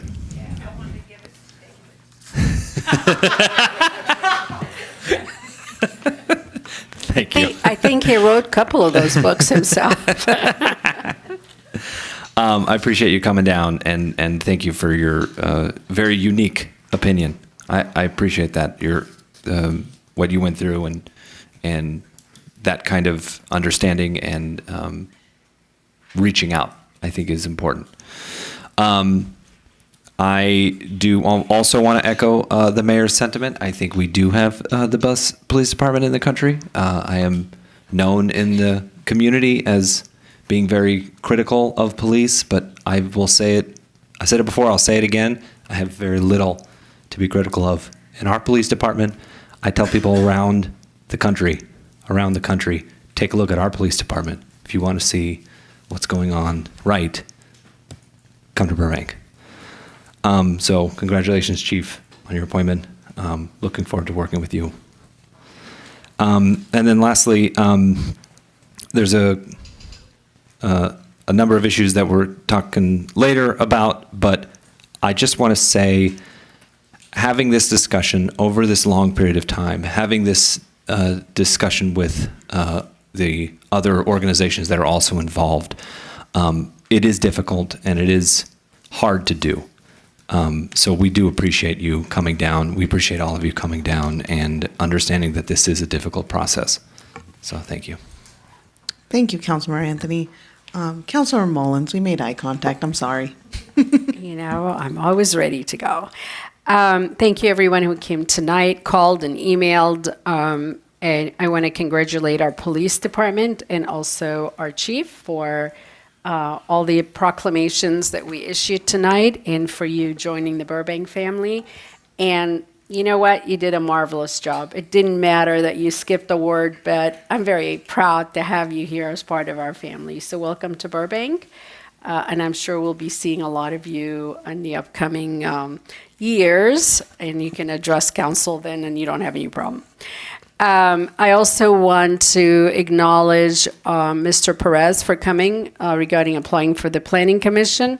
We will be addressing that at the agenda item, but thank you for coming and introducing yourself. I want to acknowledge Karen Volpe and Jessa. Both of them are still here. Yes, Leadership Burbank, they do a lot of amazing work here throughout the community. Of course, my class 2013 was the best class ever because we know that. We raised lots of money for the school district to buy violin for all the students. And yes, go ahead and shake your head because you know it was. All of you, I don't care what year you graduated from, but my class was the best. So yes, we do appreciate all the Leadership Burbank work, and without them, really, a lot of these nonprofit organizations would not have the funds. And we do thank you for the amount that we hopefully approve here soon on the agenda. Everyone else that talked about BRT and what's going to be on the agenda, we will definitely address that. I do want to I don't know if we're going to be addressing, Mr. Pallone mentioned the bridge, and I don't know if we can have just a quick update. Yeah, if you want to kind of just get that out of the way. We do have our Public Works Director here, so I could have him come up and provide a brief update. Thank you. We were going to try to mix it in with the BRT, but and we're that's fine why doing I it. wasn't Yeah. sure if it will be mixed in. Welcome, Mr. Berkman. Good evening, Madam Mayor, council members, Ken Berkman, Public Works Director. The Olive Bridge is part of our capital program, the replacement. It's with the Community Development Department now, Transportation Planning. We have a update to the feasibility study that is being done right now by a consultant. We just started that work, so it is in progress. Thank you. I think that would be it. There's a lot of other comments, but we need to move on. So thank you. Thank you, Councilor Mullins. I'm going to go to Vice Mayor Takahashi. Thank you, Madam Mayor. As always, thank you all for coming out to speak tonight and taking time out of your day, making your way here, coming here early from work, coming here on the bus, getting yourself here. It's not easy to do. Many of you who are here for the first time, really appreciate you coming out and spending your time with us to let us know your perspective. And thank you to all those who called. Thanks to those who sent emails and had meetings during the week. Most of the comments will be addressed as we move on to the items later, but there were a few things. First, I wanted to congrats again our incoming or current now Chief Quintero, Police Chief. Long anticipated new police chief for Burbank. We've been waiting for you. So very excited to have you with us now. Looking forward to seeing you at work and seeing how you integrate into our community, and even more so than you already have been previously when you weren't the chief, and learning more about you as we see you in and out of the different functions in the community. So super excited. Thank you for being here. Thank you for applying, and congratulations. Let's see. I wanted to just do a shout out. Is Mr. Gibson still here? Yay, 94. I got here on the 94 tonight too. Yes. And what was cool today is that today was free bus day. And I got on the bus, I was ready to pay, and the thing was covered. I thought, oh, the bus is, charger's broken. I'm not going to pay today. Yay, lucky me. And then I saw another bus come by. It says free fare day. I'm like, yeah, right. Free fare to City Hall today. 94 is my bus. And then the last little thing was, Ms. Volpe, 2022. Councilmember Mullins left before I had a chance. 2022 actually is the best year where we redid the VFW. So, Madam Mayor, if this is going to be a debate, it would have to be agendized. I'd like to agendize a debate on the best year for Leadership Burbank. That was a joke, I hope. We will not be agendizing a debate, although I am the neutral party here. So, But I think that is to say, obviously, those of us who have gone through the program are very proud of the work that we did to benefit the community. And each of us were part of a group of people who did something visible and memorable in the community. And so thank you, Ms. Volpe, for being here and for sharing your 30-year anniversary. And congratulations, and thank you again for all that you do for our community. Thank you, Madam Mayor. Thank you, Vice Mayor Takahashi. Councilor Rizzotti. Thank you, Madam Mayor. I'm not going to get into the trash talking of Leadership Burbank. Even though my project was approved. Mr. Bax has asked for a roundtable several times. Maybe we can consider this roundtable where we can bring a couple of groups together to kind of discuss their differences. I think it's worth maybe exploring. And Mr. Berkman, I'm sorry to make you come up again. Mr. Pallone has brought up the bridge a couple of times, asking specifically about cost. I believe the cost is $100 million. And where are we at with that? Do we have it? Welcome back, Mr. Berkman. Good evening again. in the feasibility study for the replacement, that's where we would first start looking at the actual cost of replacement. So we haven't named any actual costs. We have a project estimate in the CIP, in the capital improvement project sheet, but I'm not familiar with it offhand, but we haven't identified any specific cost yet. Is 100 million Low. low? That's low. I would think so, yes. Okay. And where are we at with these funds? That will be part of our CIP budget discussions coming up with you May 20th. We could address that. So no one's stepped up and said they're going to fund this? Well, we are working in the long term. This is a mega project Right. with Metro, so it's part of those ongoing discussions that we are having with them. Got it. Okay. Thank you. And then regarding BRT, we're going to talk about the BRT. Thank you for everyone for coming down and calling in to give us your opinion. And then lastly, Chief, welcome. It's nice to have a local kid.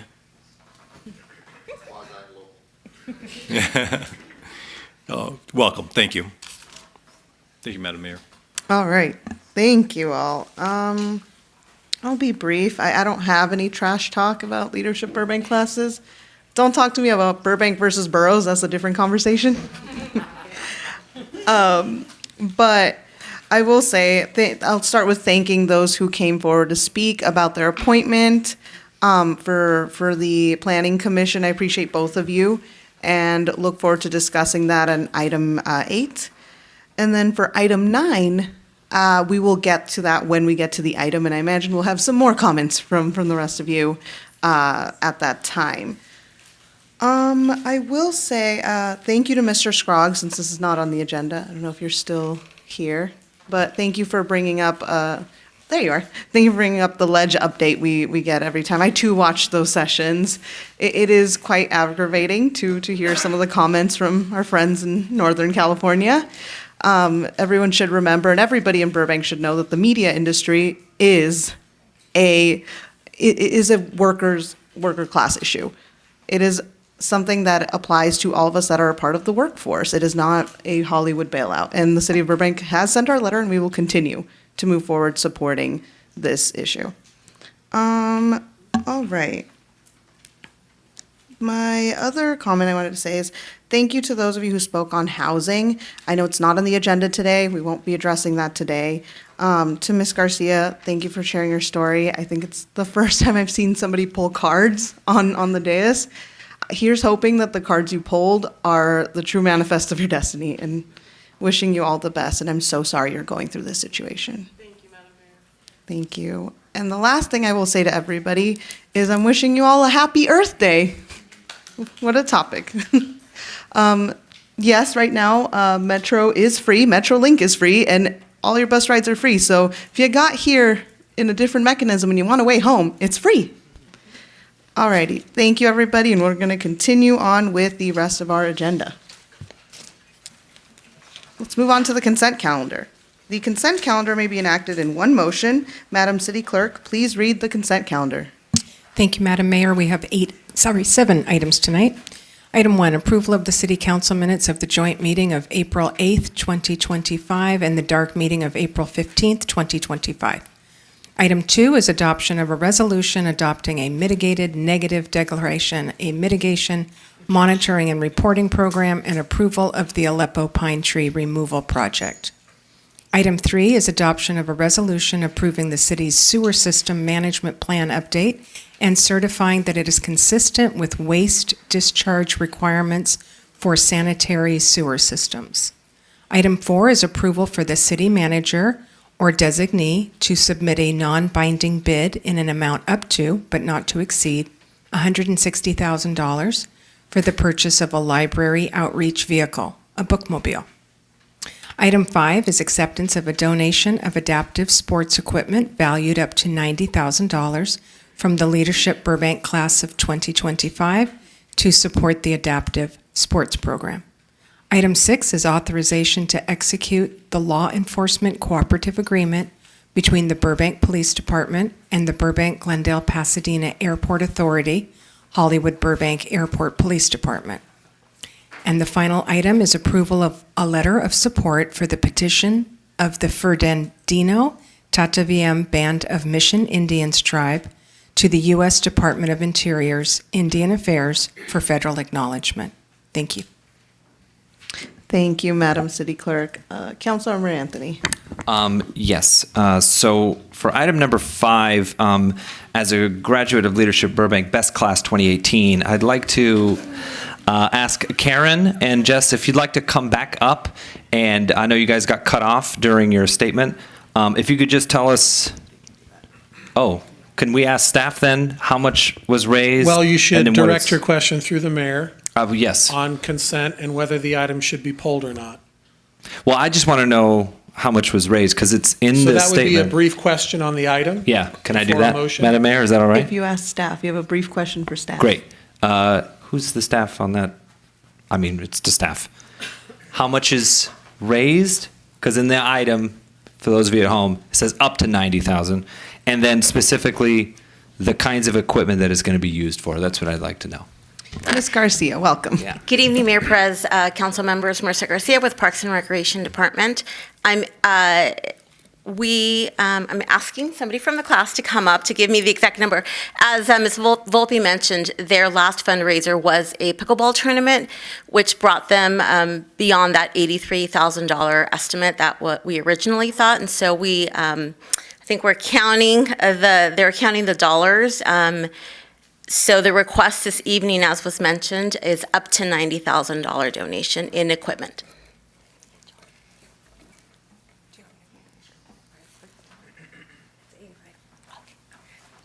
$85,000 pledged for the adaptive sports equipment to support the city's program. And just to be clear, the adaptive sports equipment, that covers what specifically? Do we know offhand what it's going to be, or is it sort of a general idea? Good evening, Griselda Dela Cruz. I'm the co-chair for the Play Without Limits project for class of 2025, Leadership Burbank class of 2025. And with those funds, we are looking at purchasing all-terrain hiking wheelchairs to support inclusive outdoor adventures. We have so many hiking trails here in Burbank, so we want to open that up to the adaptive community. And we're also purchasing fencing wheelchairs and frames designed for the adaptive fencing program that is already in existence. We want to grow that program. Excellent. Thank you. Appreciate that. Thank you so much. Thank you both. Any other questions on that? No? Okay. I don't have a question, but I don't want to pull something, but I do want to see if we can get a quick little bit of information on item 7, the letter of support. Okay, I'm going to do my best shot at this. So, yes, this is a proposed support letter for the Fernandino Tataviam Band of Mission Indians. That is a tribe with ancestral roots in the region, and that we actually have a working relationship with, and that we regularly work with them on development projects. Currently they're a state-recognized Indian tribe. However, they are still seeking federal recognition from the Department of Interior. So what you are voting on tonight is a letter of support for their petition with the U.S. Department of the Interior. And we would be joining our neighbors, Glendale, Santa Clarita, San Fernando, and some other cities, along with Senator Medjavar, to do a similar support letter for that federal recognition. Thank you, Mr. City Manager, and I appreciate the one comment on this. It's really important to me personally, and that's why I brought it to council, and I hope we can continue to support our local tribes. All right. Do I have a motion? I move to make a motion to approve the consent calendar as it was presented. Second. All right, I have a motion and a second. Let's take a vote. Councilmember Anthony? Yes. Councilmember Mullins? Yes. Councilmember Rosati? Yes. Vice Mayor Takahashi? Yes. And Mayor Perez? Yes. Thank you. All right, consent calendar passes 5-0. We have 2 reports to council this evening. After staff's presentation, the City Council will proceed with in-person public comment only. Speakers will be allowed to speak on the item at the conclusion of the presentation as long as they have not spoken on this same topic during the general public comment. Please be sure to submit your public comment cards now to our lovely city clerk, and no additional public comment cards will be accepted once the comment period commences. All right. The first report to council tonight is the appointment to fill a vacancy on the Planning Commission for an unexpired term. Madam City Clerk, Ms. Kimberly Clark, will you please present the report? Good evening again, Mayor Perez, members of the City Council, Kimberly Clark, City Clerk. Tonight I will be presenting item number 8. On March 4th, 2025, the City Clerk's Office began advertising and accepting applications for one vacancy on the Planning Commission for an unexpired term ending July 31st, 2027, created by the resignation of Commissioner Narek Merktumian. To obtain qualified candidates, a notice of vacancy was advertised through the following channels: the city's website, City Council meeting announcements, all social media platforms managed by the City Clerk's Office, press releases sent to the Burbank Leader and myburbank.com, notices posted on the City Hall bulletin board, community groups and organizations, and through constant contact email notifications. The deadline to submit applications to the City Clerk's Office was Friday, April 4th, 2025 at 5:00 p.m. The City Clerk's Office received a total of 13 applications for the Planning Commission. Mike Van Gorder, Kevin Masterson, Ronald Swick, Greg Jackson, Jeanette Nguyen, Namrata Cooper, Anya Renke, Tony Nancy Ziong, Lital Gannon, Michael Haddad, Ricardo Mendoza, Thomas Perez, and Armine Movsesian. The applications are listed in the order in which they were received. Please note that applicants Lital Gannon and Ricardo Mendoza have also applied for the Burbank Glendale Pasadena Airport Authority. If appointed to the Planning Commission, these applicants' names will be removed from consideration for the Airport Authority appointment, which is tentatively scheduled to be presented to the Council at the May 20th, 2025 Council meeting. At this time, I'm happy to answer any questions Council might have.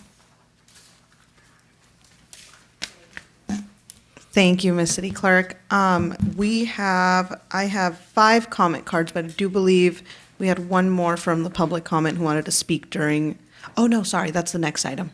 Spaced out, okay.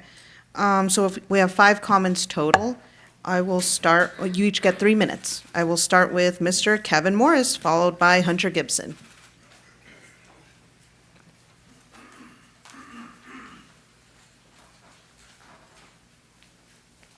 Welcome, you have 3 minutes. Thank you. Good evening, Madam Mayor, Vice Mayor, and the council members. I'm here to endorse Mike Van Gorder for the Planning Commission. He's spoke about his qualifications several times before, and that should be the primary reason that you should consider. But I think an important additional thing to consider as well is consistency as well as commitment. He, of course, is qualified. However, he has applied, and this is his 3rd time around. So that shows consistency as well as commitment to coming to council meetings several times over that I've seen firsthand and advocating for himself for a position to be on a commission. So I think that's very much to be considered because with these commissions, one of the most important things is to avoid the unexplained tenures of individuals who drop out early from the commission. So I think with Mike showing that consistency as well as having the professional qualifications as well is something to significantly consider. Thank you. Have a great rest of your evening. Thank you for your comment. Our next speaker is Hunter Gibson, followed by David Donahue. Hello, me again. I actually have to go catch the bus, so I'll be brief. I support Mike Van Gorder for Planning Commission. Based on his prior council campaign, he's super invested in this community. He's also educated and knowledgeable in this subject area, and I think Burbank would be a better place with him on the commission. So I would love council to support his application with the nomination. Thank you so much. Thank you for your comment. Our next speaker is David Donahue, followed by Anya Renke. Council members, staff, members of the audience and the community, my name is David Donahue. I am before you to support Anya Renke. Taking a look at the commission resumes, I think her stands head and shoulders above everybody else. She's served on this dais as a council member and as a mayor. Her professional capacity gives her just more qualifications than anybody. And there were some very good applicants, but I do believe this is the time to be able to nominate somebody with her experience. So I am standing for Anya Renke. Thank you. Thank you for your comment. Our next speaker is Anya Renke. Welcome, former Mayor Renke. Speaking of me, Good evening, council members, staff, and the public, and thank you to the gentleman who just supported me that I did not pay to do that. So I am familiar with what the Planning Commission does, obviously, from my experience. So I did a quick Google just to talk about how I fit all the qualifications.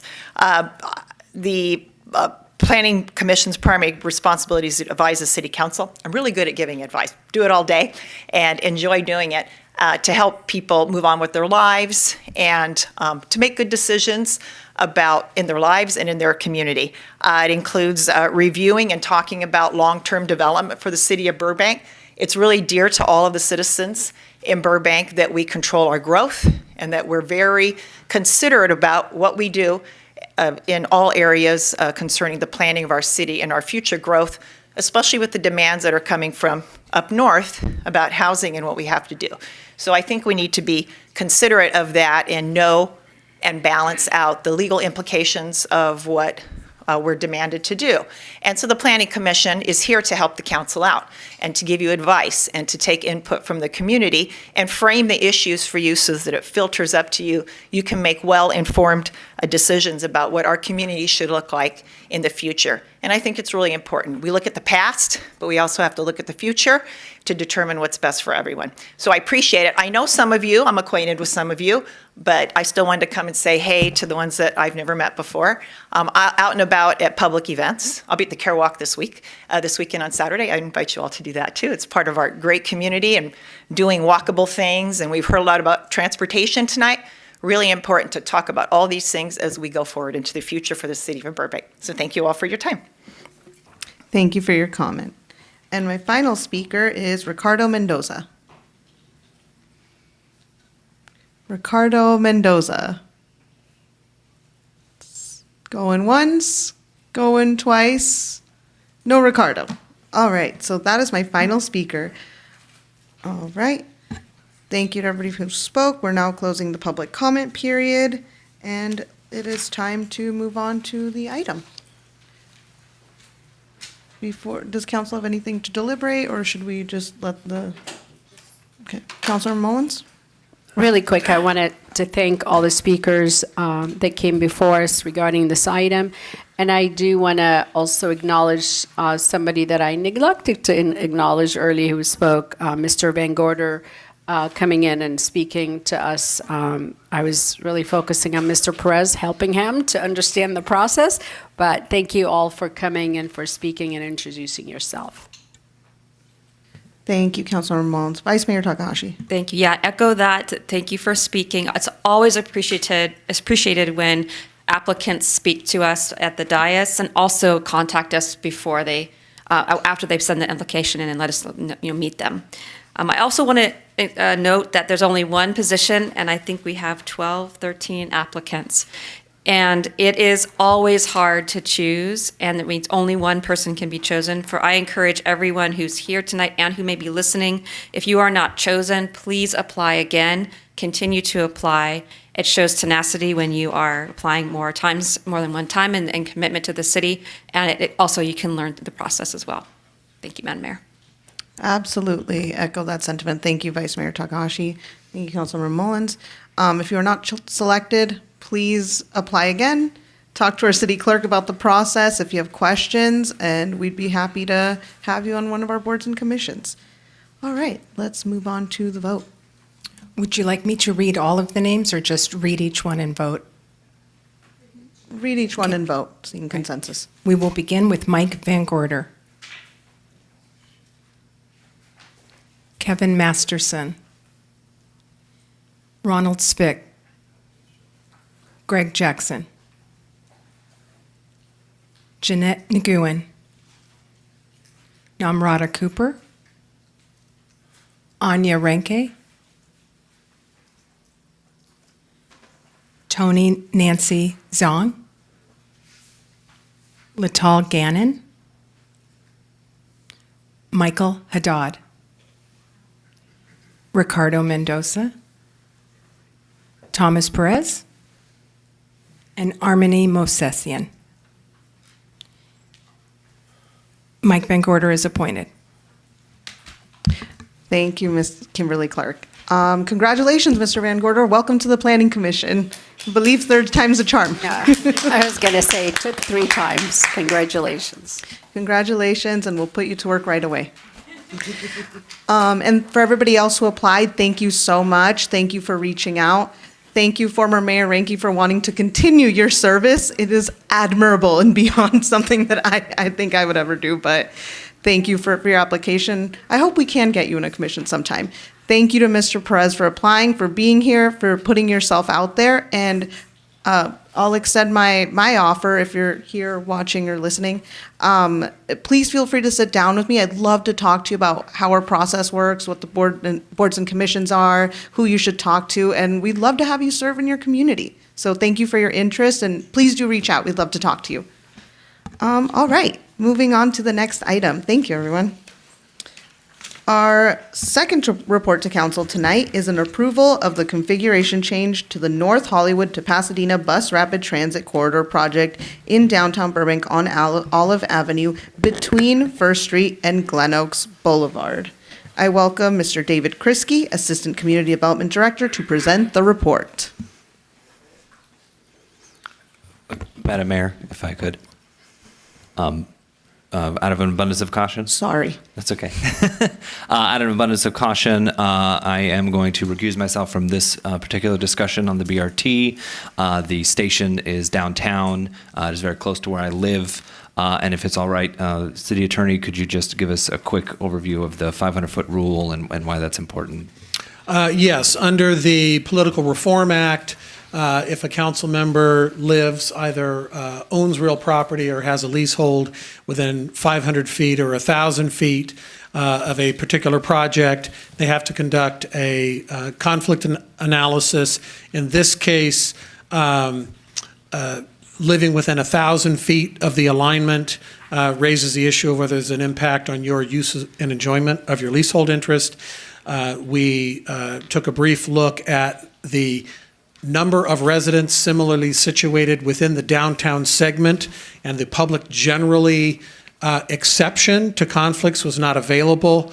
We're looking further at the entire length of the segment. That analysis has not yet been completed, but for this section, it's less than 15%, which is determined to be a significant segment. If you were impacted the same, then the public generally exception may be available to you, but in this case, we do not have a preponderance of evidence to show that your use and enjoyment would not be impacted. So our advice is that you recuse yourself from deliberation on this matter. All right, and on that advice, I will leave it to my colleagues. You're in capable hands. All right, thank you all. Thank you, Councilor Anthony. Sorry, I forgot you had to do that. All righty. Now, Mr. Kriske, welcome, and let's move on with the report. Thank you. Madam Mayor, members of the City Council. David Kriske with the Community Development Department. As stated, I'm here for the City Council to consider approval of a configuration change to the Metro North Hollywood to Pasadena Corridor BRT project or Bus Rapid Transit project, particularly on the section in downtown Burbank between First Street and Glen Oaks Boulevard. And I have a presentation to go through some of the issues.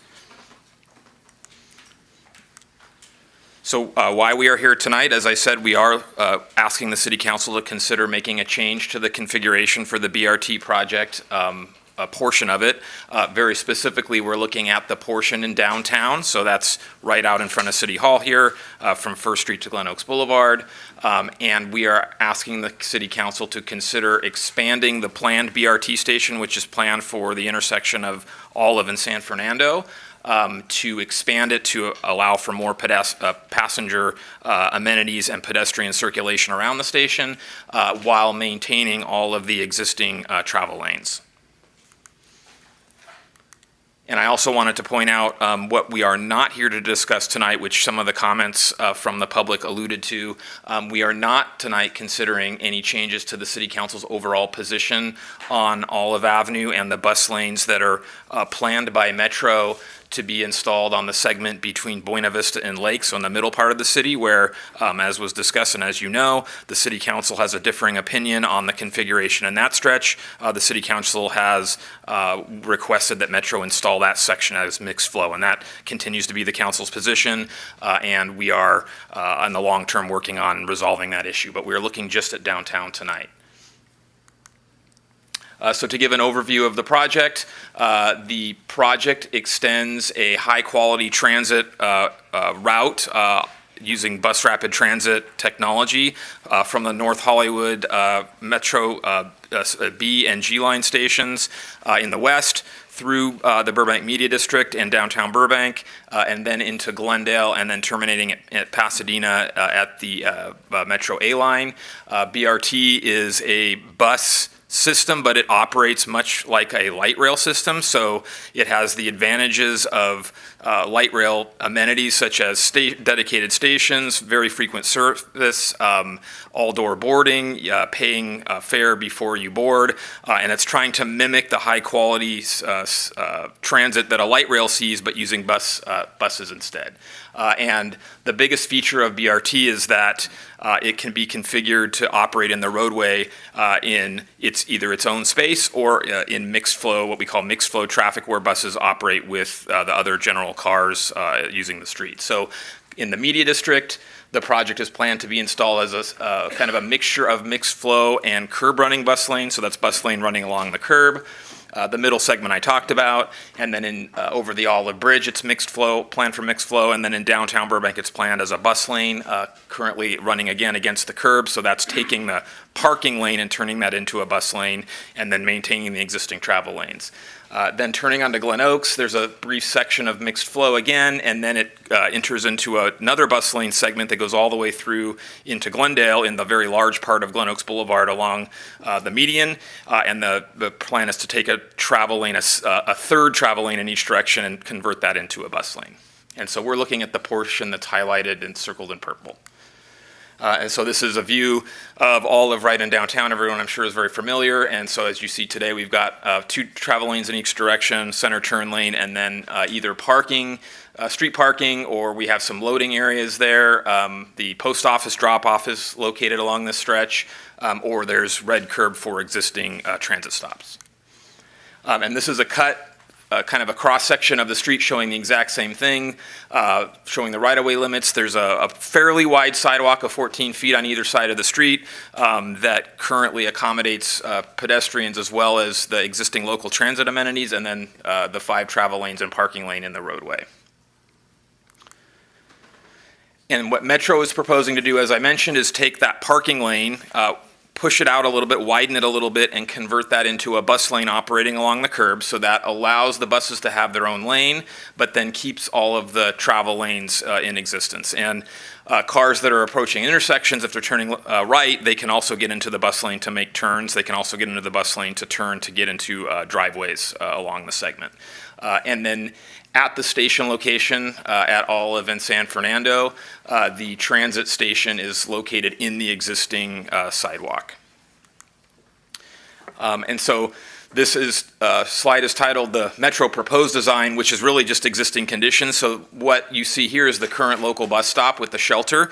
The proposed Metro configuration of the station here will basically, where that shelter is today, would be swapped out for BRT station amenities. They are proposing what they consider a constrained station location, because you can see in this graphic there are a lot of existing impediments to building out the full station, and so there's not a lot of room there, but that's what's currently planned. This is looking eastbound in front of the bank at the kind of the southeast corner of Olive and San Fernando, looking uphill. And this is the other station location. This is now going westbound, going downhill. This is in front of the Universal Credit Union on the northwest corner of the intersection. And you can see again where the existing shelters are located. They would be swapping that out for the BRT station amenities. This is a cut sheet of the proposed station design for the BRT stations. This is kind of the standard station type. Metro's proposing what they call a kit of parts, so they have different modules that can be reconfigured into the stations depending upon the location that each one is located at. This is kind of the standard one, and this is what doesn't fit under the current Metro proposal. So what is proposed instead is a smaller version of this, or potentially 2 smaller versions of this, interspersed in between the existing trees and other infrastructure. And then this is probably the best shot showing where the station would go under the Metro design with then the rest of the sidewalk devoted to people walking. And as you can see, it's pretty narrow. If folks are waiting there to wait for the bus, other folks just traveling along the street walking have a pretty narrow path of travel. And that's something that staff has identified in looking at the designs with Metro, now that we're in the design process, that this may be problematic. And so we are looking at a potential change to the BRT to address this problematic situation with the Metro design, which is really constraining both the transit riders as well as the pedestrian activity in downtown. So to give you some context on Olive Avenue, it is on our Safer Streets Focus Network, which is something we'll be coming back to in the summer to talk about, which is our basically Safe Streets plan that the council will be hearing about. So it's on that network. An interesting fact that if you look at the corridor, the downtown corridor of Olive, so all the stops along Olive and downtown, almost 1 in 5 Burbank daily Metro riders use this corridor. So if you sum up all of those stops, you get quite a lot of activity in Burbank is really in this downtown core, which if you look at it on a comparison to the light rail, which is what the BRT will kind of operate at, it is approaching a moderately active light rail station. So I think people should understand that there's a lot of existing activity on Olive, which is going to be even more when the BRT comes, and that's kind of motivating us to look at a change to the design. And just for some ridership statistics, Metro's ridership goal is 31,000 rides a day traveling on the BRT when it opens, versus about 15 to 28,000 cars a day that currently traveling cars on Olive. So it's if Metro's ridership's forecasts come true, you're talking about a similar amount of people using the bus as are using cars.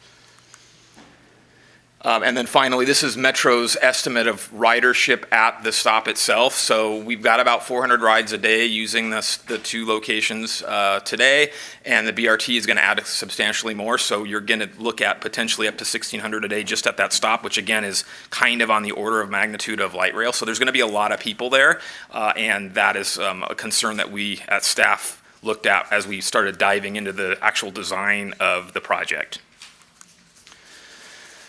So to address this situation, the best way to do that is to basically provide space for the kind of standard amenities on the sidewalk rather than trying to kind of cram them into what's existing. And the most straightforward way to do that, which is what happens at other locations on the corridor, is to create basically a curb extension where you're moving the curb from the existing location out into the street by 6 to 8 or maybe even 10 feet to provide additional parkway space for the station. So you're moving it out 8 feet and then you're lengthening that curb extension as long as the station would be located and long enough for a couple of buses to stop and to have all the passenger amenities. And then all of the amenities can then be out in the street instead of being set back in the existing sidewalk with the other street trees. And so that's the best method and the kind of the way that Metro's installing many of these stops, but we can't do that under the current proposal. But why can't we do that? The reason is that a curb extension would be in the curb running bus lane that's proposed, because as I mentioned, the buses are running along the parking lane, and if you put a curb extension there, it's going to conflict. So we discussed with Metro to look at, well, how can we achieve the better amenities for the riders while not making some drastic change to the roadway alignment, swapping lanes, moving bus lanes all over.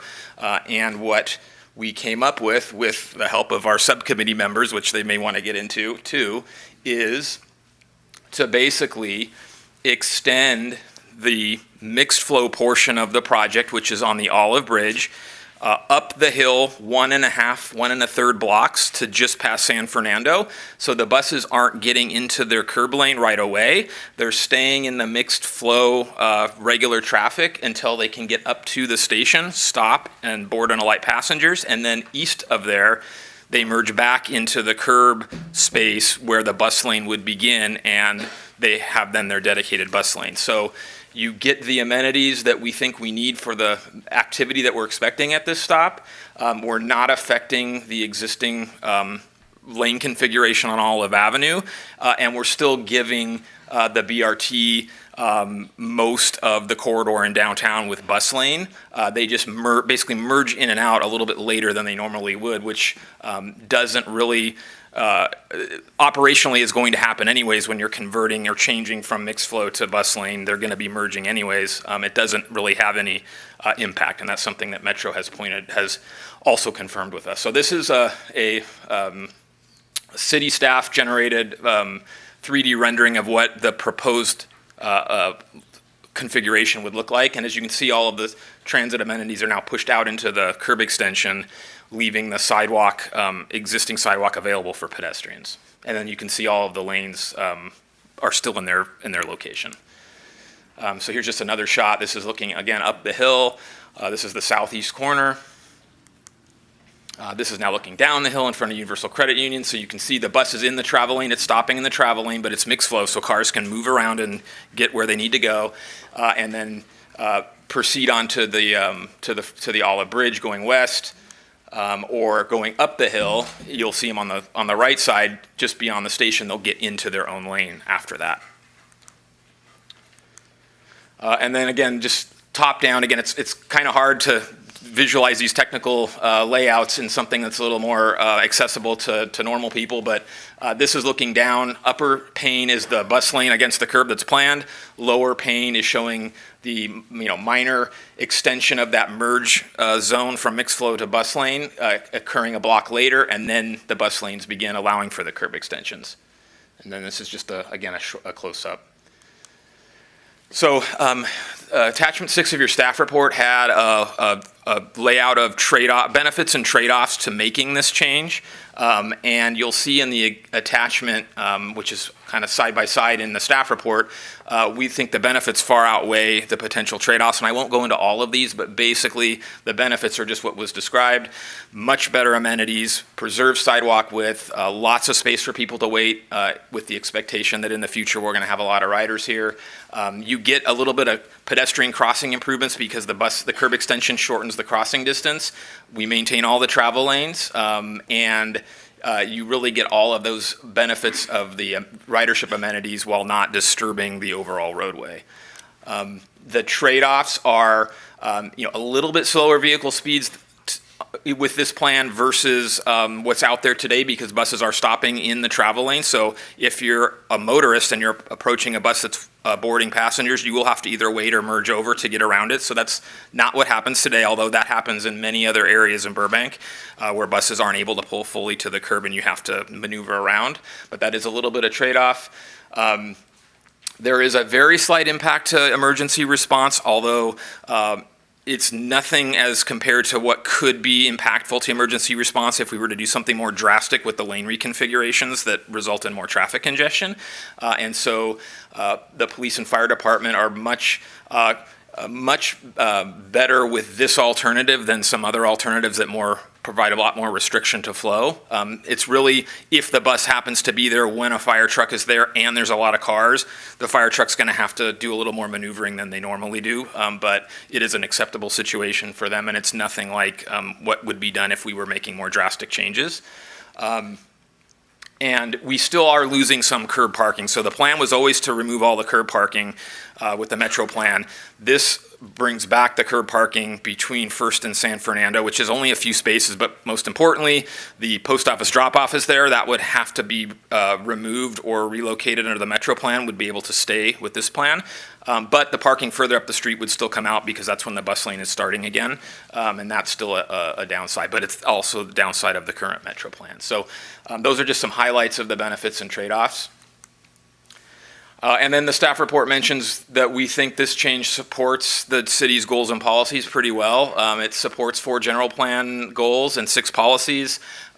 For City Council, your new FY 25-26 goals that you adopted a month or so ago, supports the Burbank Center plan. It supports the pending specific plans, and then our housing element goal, because all of those goals really center around supporting transit as a means to get the expected new residents to Burbank, at least giving them more of an option to potentially use transit rather than completely drive. So we think it's very supportive while having not a lot of downsides. So the next steps would be for the City Council to consider whether they want to make a change tonight. If they if the council does want to make the change to staff's recommendation, we would communicate that preference to Metro. Metro's designing the project and is moving along into the 60% design level, but they have held this section, frozen it, waiting for the city council to make a decision on whether they want to change it, because they see a lot of the same benefits that I've described that we saw in really providing a really good passenger experience and amenities, level of amenities for this, we think it will be very busy station because it's already busy. And so they were willing to pause this part of the design because of the potential benefit that they may gain if the city council wishes to change. On the other hand, the council may wish to stay status quo. And if that were the case, we would just resume design as planned, and we would definitely make it work within the existing sidewalk, and we would just proceed from there. And so that concludes my presentation, and I'm available for questions. Thank you, Mr. Kursky. Really appreciate the presentation. And before we get to any questions, we have public comment. I have 10 public comment cards this evening on this item, so you each will get 3 minutes. And before we begin, I just want to remind everybody what we're talking about tonight. So just a reminder. My first speaker is Josh Christensen.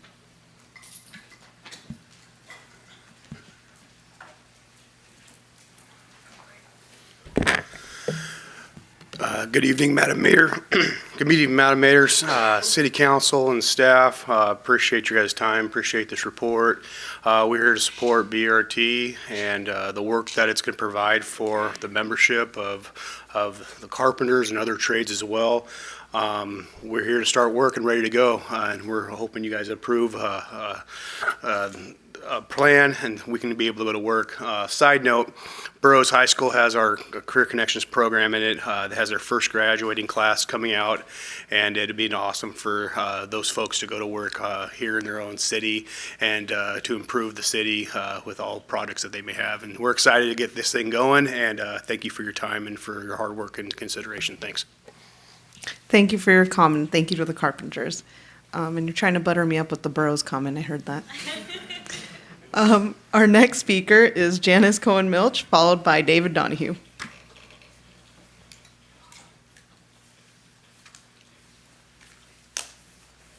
Thank you, Madam Mayor and City Council. My name is Janice Cohen-Milch. I'm a resident of Burbank. I'm a retired LA Unified High School teacher and a civil rights attorney. I came here, ostensibly, I was concerned about parking, and I had a meeting with Vice Mayor, who informed me that the Rose Parade parking lot would be used for the thousands of cars that are going to be taken off the road. In anticipation of coming today, I want to speak to only one thing.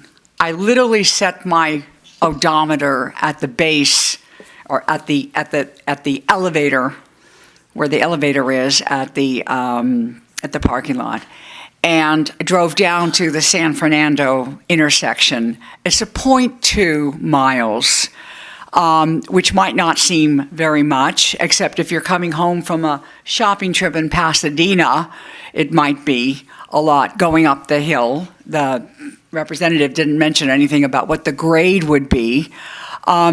For people to understand what 0.2 miles is, in terms of walking to the station with all the amenities, if you set your odometer at Buena Vista and Alameda, 0.2 miles is not until the street of Cordova. That is all I wanted to come here to address, the fact that I have no idea and I have no suggestions, but I was shocked when the Vice Mayor pointed out to me that the elevator would take people up from the parking lot, but there is nothing that is going to take them to the vaunted station. And even walking to the station going down, it is ridiculous for anybody. I'm 77 and I have 2 fake knees. Lots of people are like me who might consider driving, using the bus to go to Pasadena and to go to Old Town. But the daunting idea of taking that hill is beyond everything. And by the way, when I was a teacher and working downtown, I was an assiduous Red Line user. I love public transportation. Thank you for your time. Thank you for your comment, Janice.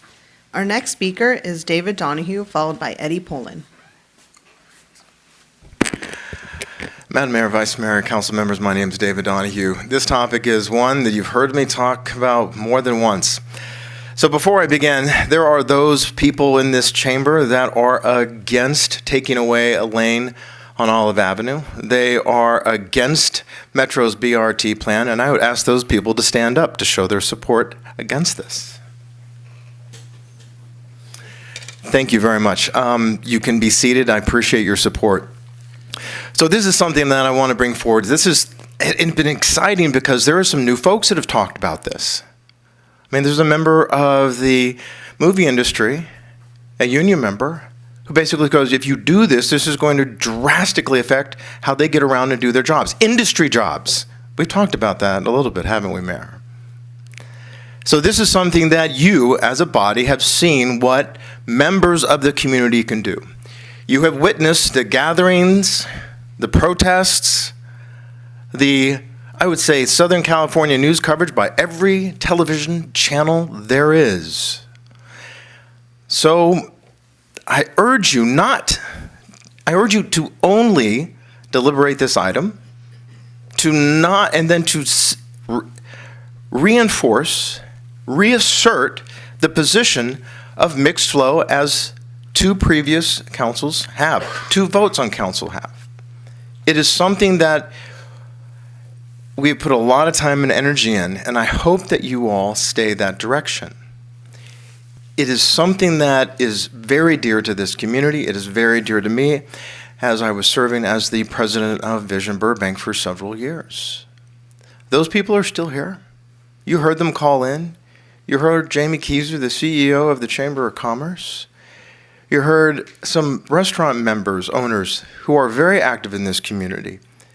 It does not serve their interest to take away a lane on Olive Avenue. It will hurt businesses. So that was all. Thank you very much for your service and your time. Thank you for your comment. Our next speaker is Eddie Poland, followed by Cynthia Gorman. Hello again, I'm Eddie Poland. I still serve in the Burbank Transportation Commission, and I'm still not commenting as a member of the Transportation Commission.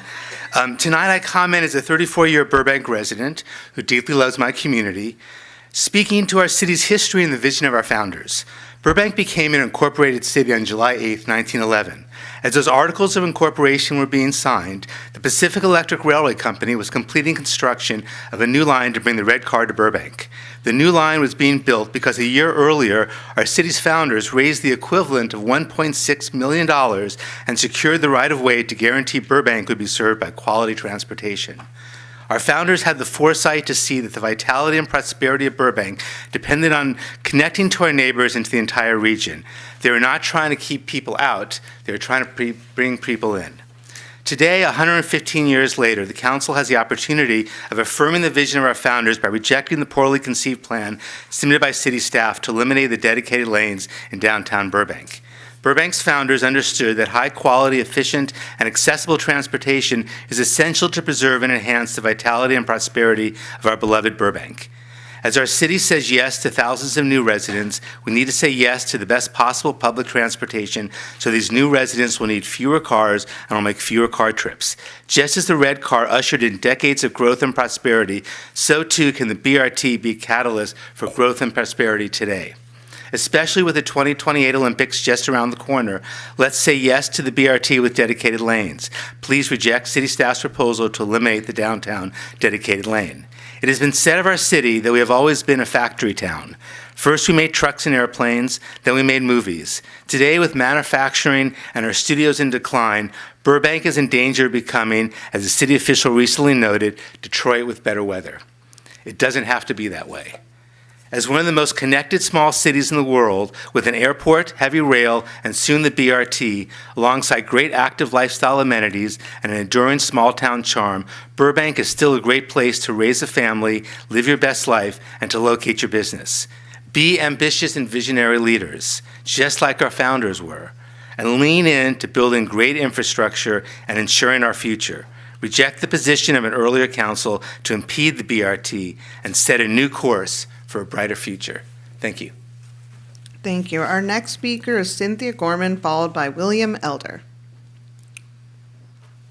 Cynthia Gorman. Cynthia Gorman going once, going twice. Okay, William Elder, welcome. Followed by Jason Lewis. Hello, Burbank City Council. My name is William Elder. I live on Buena Vista between Olive and Verdugo, across the street from the Buena Vista Branch Library. I live at the corner of the path of the planned BRT, within a 10-minute walk of 2 planned stations. I speak in support of the planned curb extension at San Fernando and Olive, as I know that taking away a travel lane can be quite a contentious decision. Making room for a very, very busy station is good and appropriate, and I want to say thank you in advance for keeping downtown pedestrians and bus riders safe. I want to further encourage the City Council to maintain dedicated bus lanes throughout downtown Burbank and along Olive from downtown to ideally my house, although this may be out of scope for tonight. Other speakers tonight have mentioned excellent points as to why this is important, so I will add another topically appropriate given the earlier discussions, the theme of public safety. Dedicated bus lanes can present in an emergency a priority lane for police and firefighters that mixed flow traffic cannot, even in traffic jams which, by other speakers' admissions, exist today already. Council members, I took the bus here tonight, specifically the 155, from Olive and Buena Vista to Olive and San Fernando. This route is infrequent. The Pink Line, so maligned earlier, does not cross the bridge, and the 155 doesn't reach Glendale, Pasadena, the Metro A line, my friends and family in the San Gabriel Valley. Every time a politician or bureaucrat takes away, argues against, or waters down dedicated bus lanes on this or any section of Olive Avenue, it's service to me and my family that you're deciding not to upgrade. It's connections, including to businesses, that are kept slower and kept harder in favor of, once again, speeding up the car drivers that are prioritized across Greater LA. In this case, in the detailed attachments to the report, by 45 seconds on Olive Avenue in 2028, instead of sharing Olive with buses and pedestrians and letting cars take priority on nearly every other thoroughfare throughout Burbank, save Chandler. There are bike lanes on Verdugo on the other side of my house. These bike lanes took away a lane of car travel. Turns out it's fine. I saw a really cool video play at the beginning of the city council meeting. What was in it?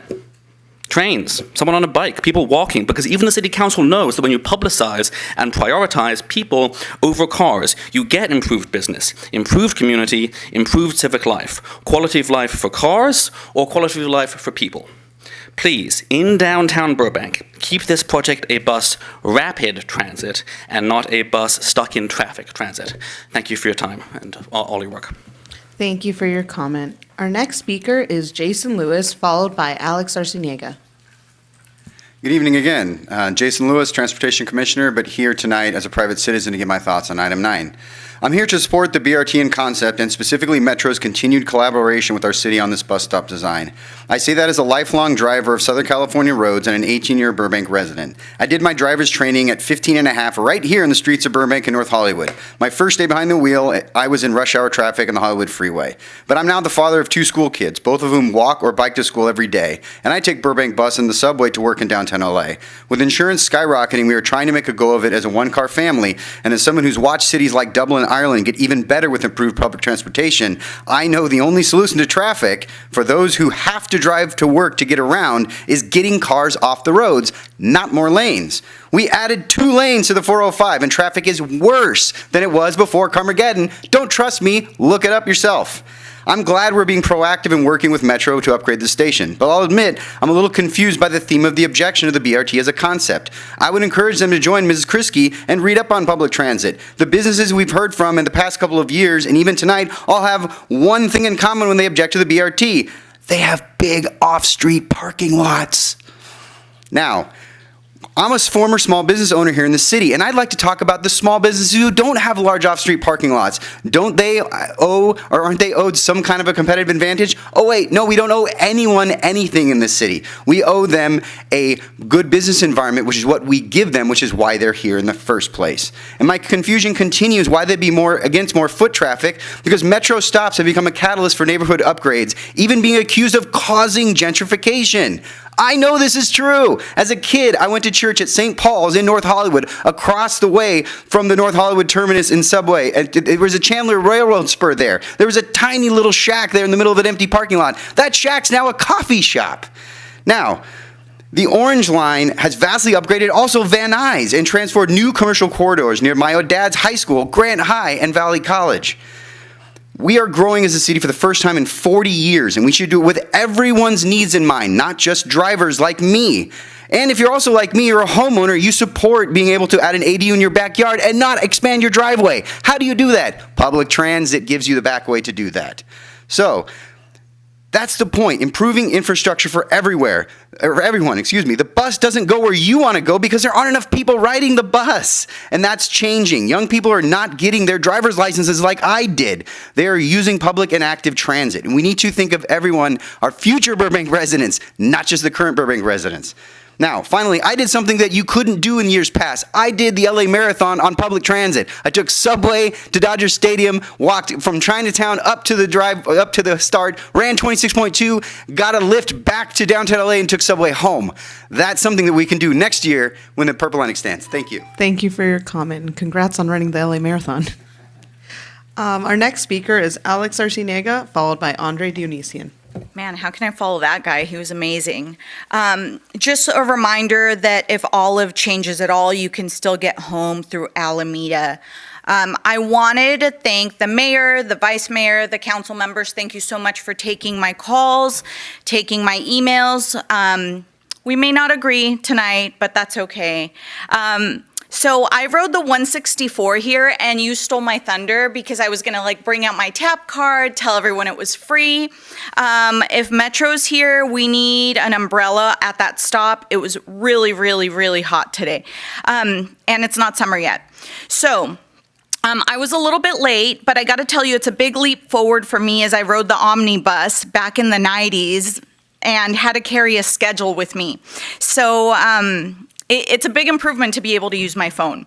So a very long time user of public transit. I'm a lifelong learner, a proud PCC student, and I would love to read and take the bus there. So I want to support the BRT broadly. I've supported it for 7 years. You guys all know my kid. I've been dragging him to these meetings for 7.5 years.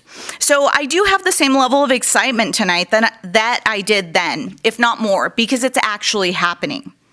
What concerns me is that I feel like we're backtracking and we're removing the rapid from rapid transit. So we're going to make a little adjustment here, a little adjustment there. All of these little adjustments will piecemeal and add to the time it will take. So rather than knowing what time we're going to arrive, it's like, well, give or take 15 minutes. And that impacts ridership. What are the pros? Well, it's easy, it's affordable, and as you said, it's free today. Happy Earth Day. We can have a vision for regional transport and keep building and keep folks working, which is what we need. I ask you to keep the spirit of rapid transit alive. I want to keep in mind that every minor backup compounds and with stop after stop. I ask for support for dedicated lanes. I know it's just one thing, but it will compound. I also want to welcome ideas from the community to increase ridership. We had this very robust conversation in the moms groups, and they vote. And we want to get more moms outside without driving. We want to teach our very capable high school kids about public transportation, and not just how to get from point A to point B, but safety and independence, and to trust their gut before they go to college. Let's see. I know plenty of people who ride the bus. I know plenty of people who don't ride the bus. And that doesn't make one better than the other. We need to work together to get all of this to work. I also want to say we vote with our dollars, and we love the New Deal romancing the bean. We love palm coffee, Amore Me, and coffee. Alex, that's your time. That's your time. Non-problematic That's businesses your rule. time. My goodness. Okay. Our next speaker is Andre Dionysian. And please do stay on your time.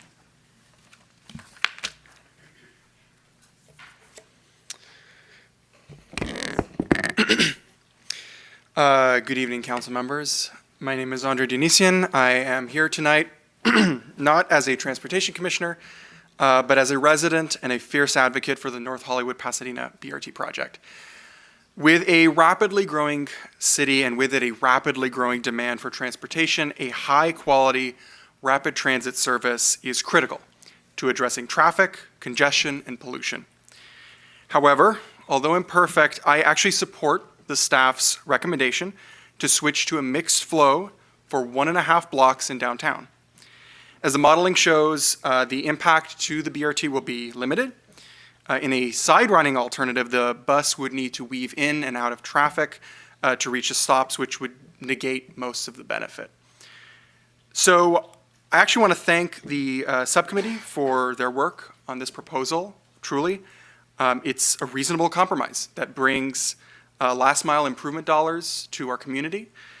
My one suggestion is that we stipulate that stations include level boarding. I understand it might be difficult with the space constraints, but it's a worthwhile pursuit. So to be clear, although I support staff's recommendation, I also encourage the council to maximize the length of dedicated bus lanes throughout the rest of the route. Because when it comes to building high quality transit, every second saved counts. Thank you so much. Thank you for your comment. And then my last speaker card is Bristol Dupree.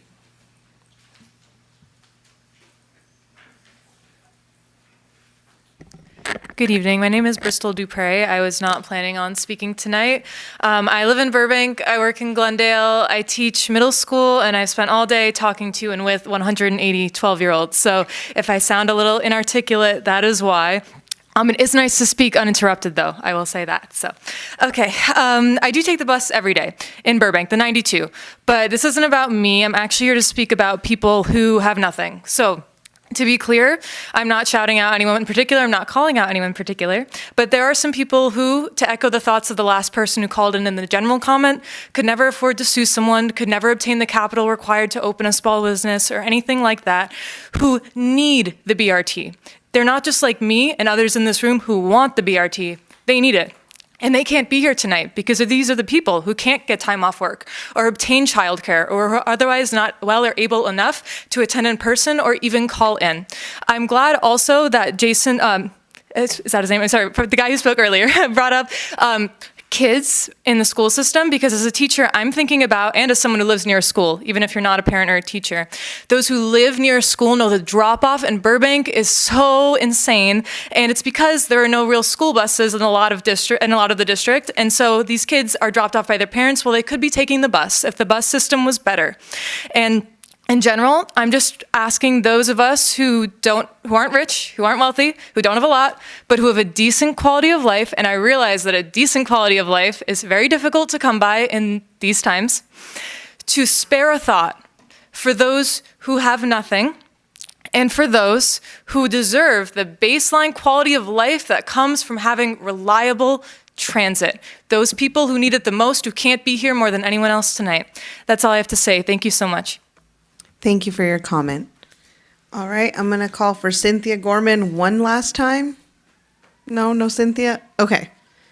Those are all my comment cards. Thank you to everybody who spoke. And we will now get into council questions.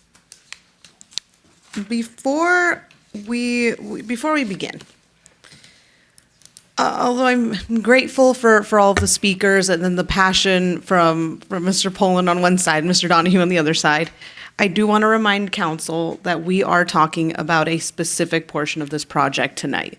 We are not discussing the larger, broader picture, and then we should stick it to the agenda item. And I do believe my colleagues understand that and will be doing that. But for the benefit of the public, when we ask questions, we deliberate, we are talking about this one section tonight. So just want to make that clear for everybody. And I know council will join me in keeping that status to the agenda item. So who would like to go first? Councilmember Mullins. Well, Councilmember Mullins, I'm wondering if it would be okay if we could hear from our colleagues who have not been on the subcommittee, because I'm curious, unless you want to kind of give an overview of what our subcommittee work was first. Kind of what Okay. You know what? Yeah, we can, if Councilor Rosati is amenable to this, we can hold off questions and hear from our two subcommittee members, because you two did work on bringing this proposal forward alongside staff, alongside communication with Metro, and we're very grateful for it. I will say thank you for your hard work on this. I know it's been a lot and lengthy, so I'd love to hear from both of you. Anything you'd like to say before we start with questions? That's okay. Great. Thank you. And that's basically, I wanted to walk down memory lane, as painful as it was, and to just give an overview of how many months and how many meetings that Vice Mayor Takahashi and staff have spent on this topic, especially in the area that we're talking about here tonight. So we've had multiple meetings since last time we were here, and we asked 3 or 4, I think, staff. Is it? Yeah, over a period of months that we have met with staff, and every time we met, we've had different presentation by staff, different recommendation, different suggestion. Every time we met with them, the vice mayor and myself, I have to tell you, we worked really hard and we pushed as much as we can to have the perfect world, if you will. And it's not a secret that, we both have different point of views. And I think that's what made our dialogue and discussion very healthy. And this is how we came up with what we have before us today. Because we wanted to have the perfect world. We wanted to have the BRT. We wanted to have the large, station, platform. We wanted to make sure that it's accommodating for all the bus riders. We wanted to minimize the amount of parking that we lose.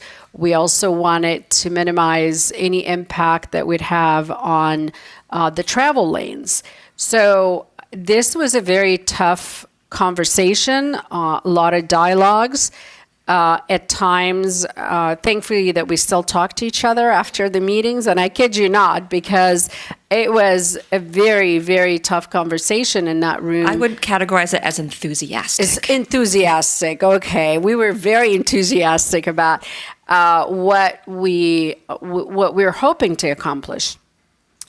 And what we were hoping to accomplish, again, looking at multiple areas where one of them was also a priority for both of us, which is the impact on police fire response. And in the event that we're faced with a situation with the recent fires and, that one travel lane on Olive, 2 travel lanes, how our emergency response going to handle the situations coming up from the hills down to the flat area, going to St. Joseph or going the other way around.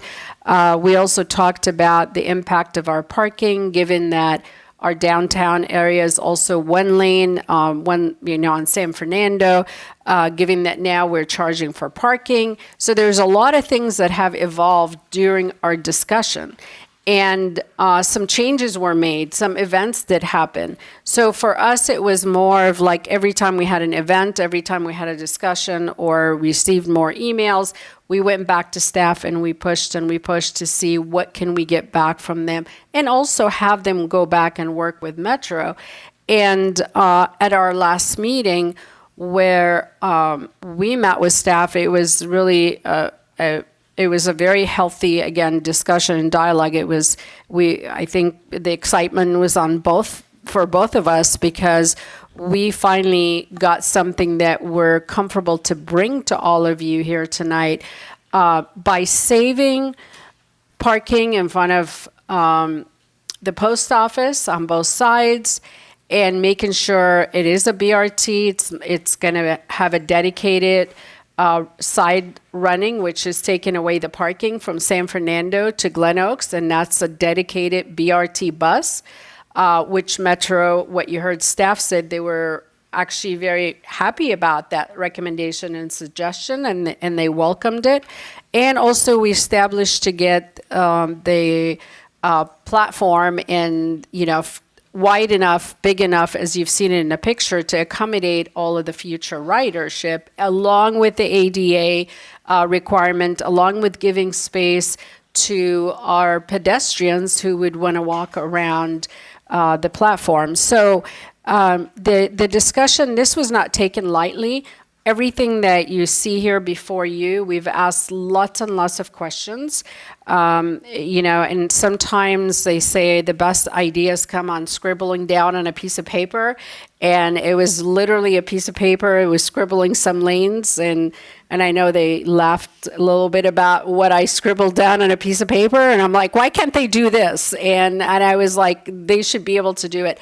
They took that scribble, and along with the vice mayor's idea about the platform, and we came up with what you see here today. And so I do want to applaud staff. And I told you this at the last meeting because you really endured a lot of our questions. And we were assigned to do a difficult task by the rest of the council. They trusted us in carrying this charge and coming up with the ideas, but staff didn't give up. They went and met with Metro, they came back to us with this idea that's before us. So BRT, we do have BRT, and we were able to save the lanes, but yet taking away some parking, which is, it was a concern. And I know the vice mayor also, we talked about the farmer's market, we talked about the courthouse, and how are they going to park? But we have a parking lot right behind the courthouse that can be utilized. So what you have before you tonight is really the best idea for both worlds. And the most exciting thing also was that Metro was excited with this idea, and Metro welcomed it, and they came back to us and they said, yes, they're happy with the idea. So I thank the staff, I thank the Metro folks and the vice mayor for, allowing these dialogues and a healthy discussion. I exaggerated a little bit about you and I not talking at that, but it was a healthy discussion.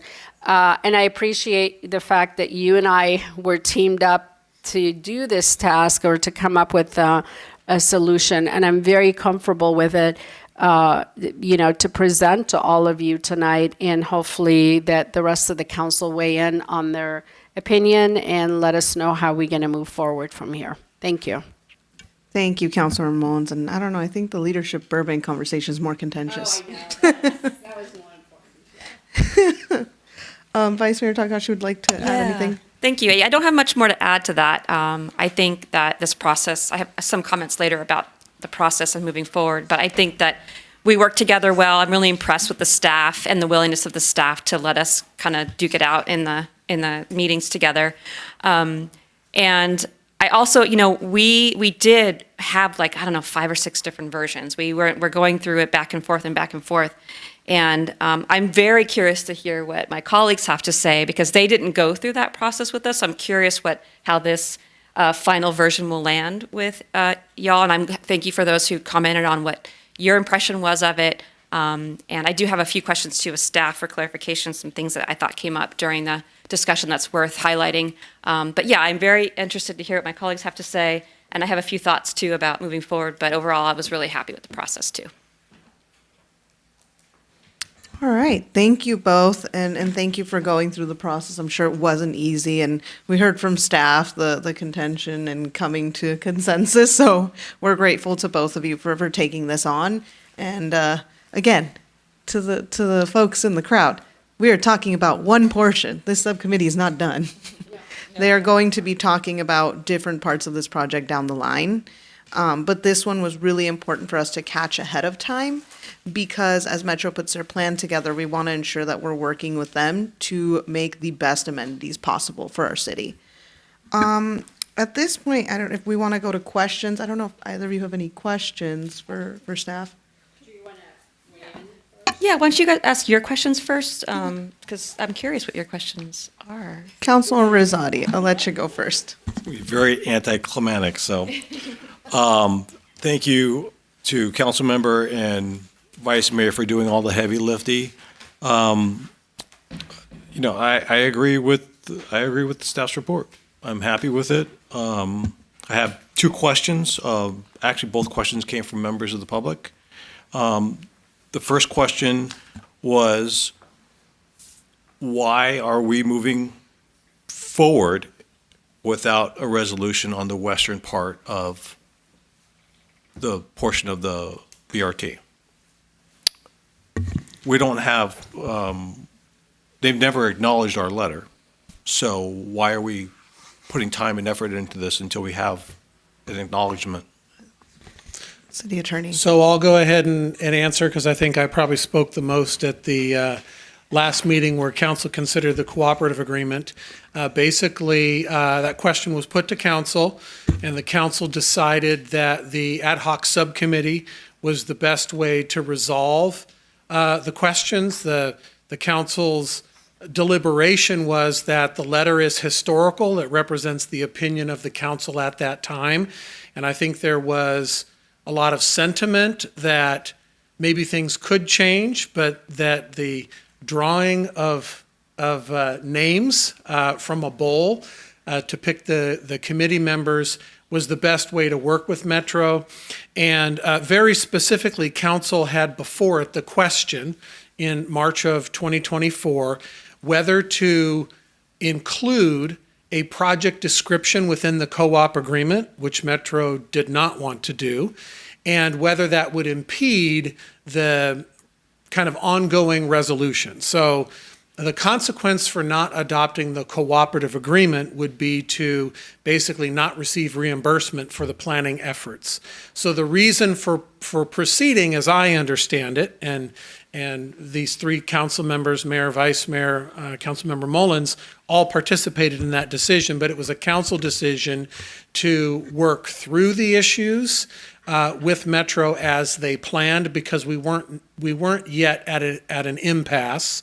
And I think the work on this segment in particular demonstrates the willingness to work with the community and for the city of Burbank to get reimbursement for its efforts to try to find solutions.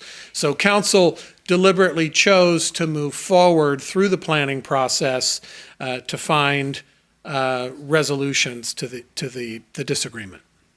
Thank you. And then the second question was, how does this work contractually? Is it over a course of time? Is it forever? How does it work? So right now, the contract is a cooperative agreement to work together and for Burbank to receive reimbursement for its planning efforts, and Metro contractually bound itself to agreed to comply with our permit process. Otherwise, there's potentially a battle between our respective jurisdictions. And so we agreed to work together. They will comply with our laws, apply for permits in the process. The planning process has not yet, as far as I understand it, made a decision or arrived at a decision for dedicated lane or mixed flow. And so contractually, we're cooperating. They're following our rules, and the city has an expectation that we'll receive reimbursement for its costs. So if we get it up and running and something's not working like we planned, how difficult is it to make a change at that point? Once it's running, it's a matter of intergovernmental cooperation. And Mr. Kriski's in a better position to address how we coordinate ongoing with transit services. We, on a regular basis, try to eliminate duplication of services, try to coordinate stops, structures. I'll defer it to him. Yes, so both with this project and generally, we are required, and it's good practice to coordinate with them, as Mr. McDougall said. We want to make sure that we are not overlapping service. If there are safety issues that arise because of the way a project is put in, we will both be jointly together addressing those safety concerns. If there are operational issues that arise. My experience, at least with other regional projects, like with the freeways and such, is we work together to figure out what's best for, in terms of safety and for operations on how to operate this. But admittedly, this is a little bit newer and a little bit different than usual. Usually, Metro's building in their right of way, and they just are operating, and then very limited points of contact we have. In this case, they are building a project within our streets, and so it by nature is going to be more collaborative and working together to make sure that it works in the design and construction right now, and then when we actually begin operations. How confident, if it's working for them and not so much for us, how confident are you that we'll be able to come to some kind of resolution? I'd rather not speculate on when we come to an impasse with Metro. We would have to assess whatever the nature of the disagreement or our dissatisfaction with the operation is. Okay. The only thing I will add to what the city attorney and Mr. Krisky mentioned, for context of, what was it, over a year ago that we decided this, as a body, the five of us at the time, had concerns about the fact that we had not had, as a body, conversations with the Metro Board, that we had not had an opportunity to have elected to elected dialogue. And so a lot of what we asked the subcommittee to do was to begin that process so that we could talk with our partners on the Metro Board, who are also our colleagues in our neighboring cities, and who we want to ensure that we have a working understanding with. And so that is why I emphasize very heavily that this is one piece that they've come to consensus on and resolved, and there is more work to be done. And I know those conversations with other Metro Board members, with our county supervisors, with our colleagues in our neighboring cities are coming from the subcommittee, and then they're going to work out these things at that point, and alongside Metro, who I just want to say I'm also very thankful that you're all here tonight. Thank you for hearing out the community. Thank you for being here for this piece of the project. And I appreciate you all being present. I think this is a testament to the fact that we are all looking to collaborate and work on this. And to the city attorney's point, we'll get to different impasses if we get to them, when we get to them. But this, I'm glad staff pointed out the opportunity to look at a station that is going to be our most utilized station and make sure that we have the most improved version possible under the configuration.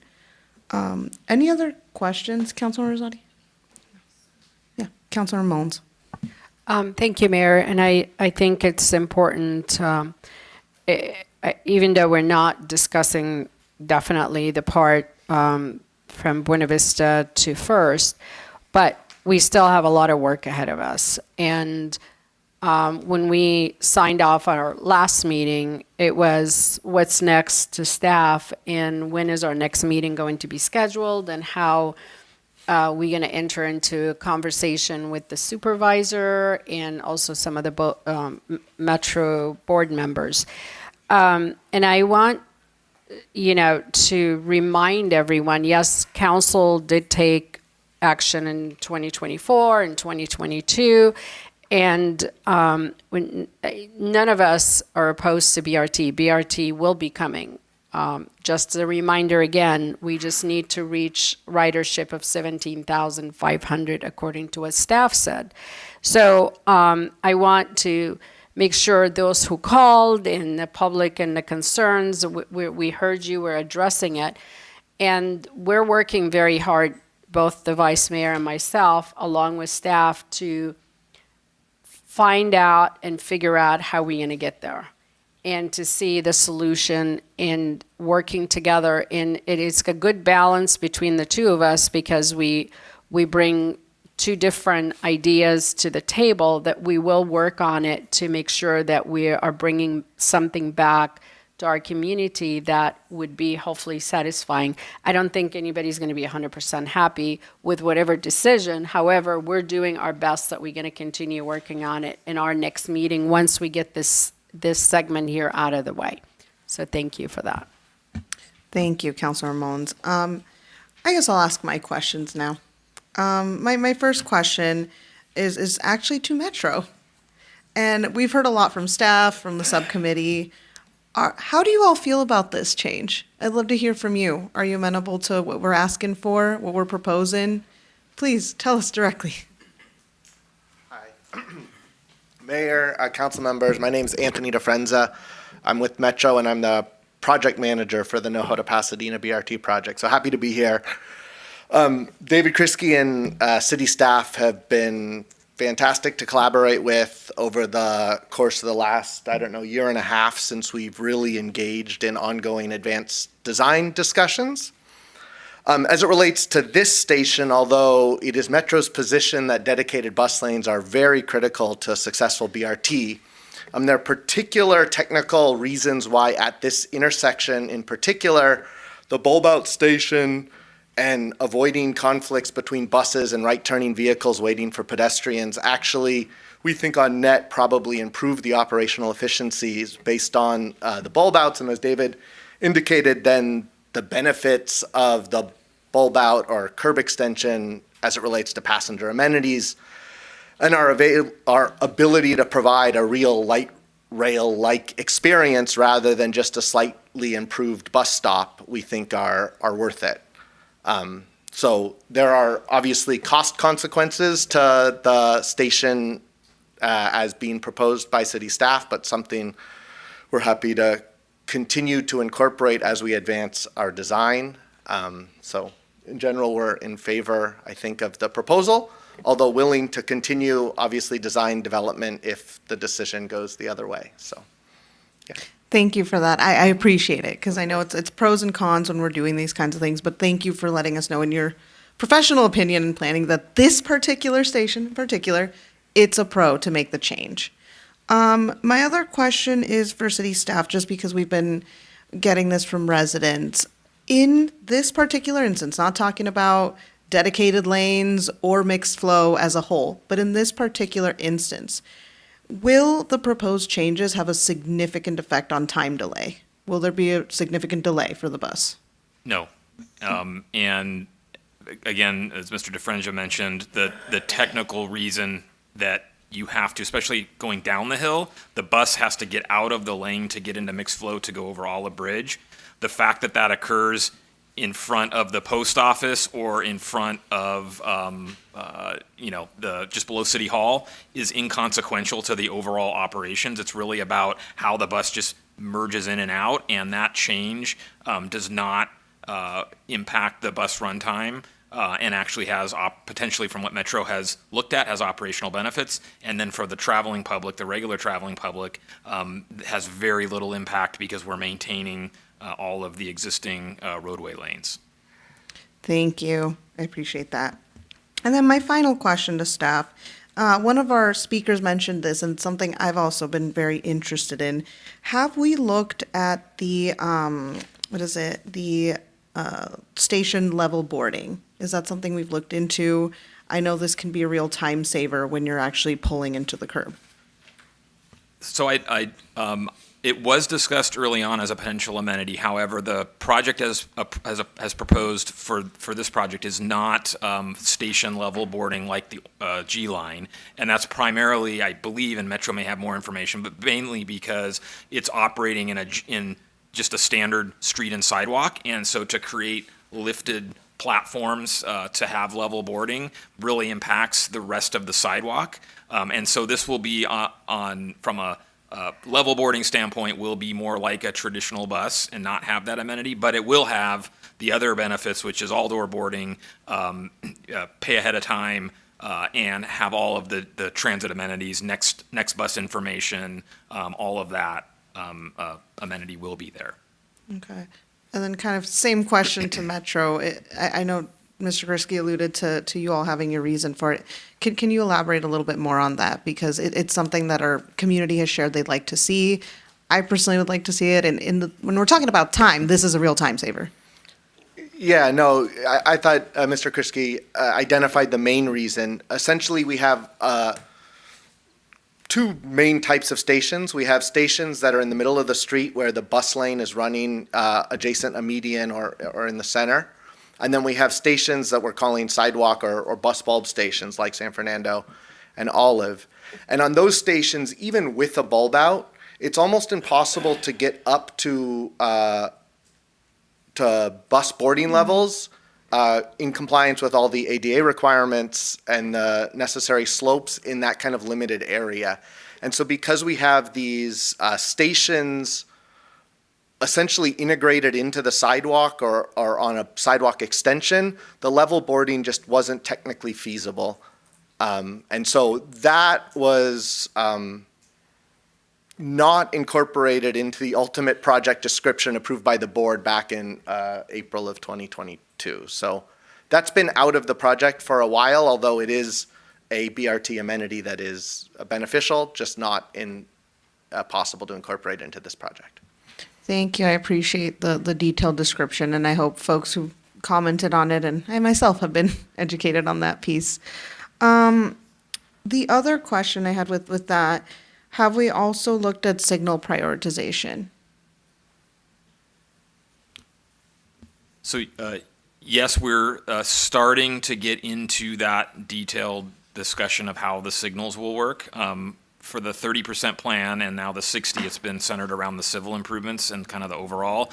But with this next round, I'm sorry, at the 60, which we'll be getting soon, that will have more detailed signal plans and also, more importantly, identifying which signals may need to be modified to accommodate the BRT. A lot of them won't be, but like where the bus transitions into and out of like dedicated lane into mixed flow, if it's at an intersection or with a weird turn, there may be a need for signal upgrades. And so then that would be the project's responsibility to bring those up to standard. And then the timing, the project will have bus signal preemption. So even in the mixed flow, the signal will know where the buses are and will be able to modify the system to keep the bus in kind of the green, so that the bus keeps getting greens. There's a lot of details to be worked out with that still, and also making sure our traffic management center folks are comfortable with how that is operated, because Burbank also prides itself in a very, very good and well-maintained and well-operated signal system, probably one of the best in Southern California. So we don't want to mess with that either, but we also want to give the benefit of the transit preemption when we can. So that is planned for the works, and we'll be looking into that. Great, thank you. So stay tuned, folks. And I will also stay tuned, because I think, especially when we have to work hard to kind of take these things and make compromises in areas like this, where you heard it from the Metro folks, we had to make a compromise here in creating this mixed flow lane to help the bus get to the curb. And when we have these situations, it's important to think of what else we can do to keep the speed up. And I'm sad we can't do the leveling of the curve. I get it. Thank you for explaining that to me. I look forward to seeing how our signals can help us move the bus through faster. Any other questions? Just questions. Vice Mayor Takahashi. Thank you. That was like half my questions, so that I wanted to point out. I also wanted to just point out briefly, based on your last comment, that half of it is dedicated lane. It's just dedicated lane in the parking space. So it is, the amount that is in mixed flow, as was pointed out by Mr. Kriske, is got a minimum change because of how it goes in and out of traffic. So that was definitely consideration. A few questions that we talked about during the meeting that I think it's worth highlighting. One of them was about, and you mentioned this, Councilmember Mullins, about ADA access. So, Mr. Kriske, could you speak a bit about ADA access, both boarding the bus and also for pedestrians who are going around the station? Yes, so of course ADA access is a primary and a requirement to design around, and I would say both options do meet ADA. It's just a question of how comfortable that accommodation is with the constrained plan versus the expanded plan. So the constrained plan, everything's minimum, but you're talking minimum 5-foot sidewalk behind the station, which is ADA, but it's like the bare minimum, versus with the alternative plan, you get a full 10 to 12-foot sidewalk behind you, so that it's not only ADA accommodating, but it also is just comfortable and can accommodate multiple people riding. So ADA accommodation happens with both, but it's much friendlier for those with disabilities on the alternative. Yeah, that was important for me. And also another thing that came up was that section of that street actually currently serves 3 or 4 buses right now. And then they're spread out between 2 different bus stops on either side. When we put this in, would all those buses lines then consolidate into one station, and how would that work? So Metro will be finalizing how the operations will work, but the alternative plan does give the opportunity for Metro to consolidate local and rapid onto one station and one platform, so that people transferring from BRT to local would not have to cross the street to get to the other bus. So they're still working on that, but they just, in the level of analysis we've been able to do, that was another benefit that their operations folks saw, as the possibility to consolidate, which would help the rider. Yeah, okay, great. So that the local bus riders also benefit from the amenities at the station, so the overhead and the space and all that. And one thing I didn't ask during our subcommittee, but it came to mind just now, is that with this plan, is it going to have a schedule board of when the next bus is coming, and the local buses too? Do we know that if that's going to be part of the amenities for the station? Yes, there will be next bus information, and in fact, I believe there may actually, at that stop there may have, there's a couple spots in Burbank that have it today, but it will be next bus, and if they use the standard feed, the Burbank bus also participates in the standard GTFS standard that everybody has now kind of migrated to. So there may be an opportunity to integrate, if Burbank bus ever served there. They don't today. We don't today, but to have those as well. Great, thank you. And then my last question is reflecting on one of the commenters about transferring to the Metrolink station from the downtown stations. So if someone wanted to transfer to the Metrolink station, would they then have to go down the elevator? And if they wanted to take the BRT, then park in the Metrolink station to then go take, how would that work from what we know so far? The transfer from BRT to Metrolink is another issue that was in our overall comments, which we won't get into. It is a little bit of a distance. It's almost a third of a mile from the Lake Street side, and is definitely 0.2, if not longer, on the Olive side. So what you would do is walk down the street, go up the bridge, and then down on the north side of Olive Bridge, and then use the city elevator, which it's all in scaffolding and has been out of commission because we are spending some good money to completely rehab it and overhaul it so that it's reliable and clean and nice. It's 28 years old. Public Works has got a month or two left. We're towards the end of getting that elevator open, but that would be the connection from downtown. Okay. So while that's not specifically part of this section, it is tangentially so, and it's one of those things eventually we'll have to talk about and figure out how that's going to work for folks to transfer. Yeah, they'll be able to do it, but part of the CIP project for the Olive Bridge conceptual design is trying to understand those shortfalls and what potentially a new or modified bridge could do. But that's separate project from this. Right. Okay. Thanks. Those are all the questions I had. If there's anything else that.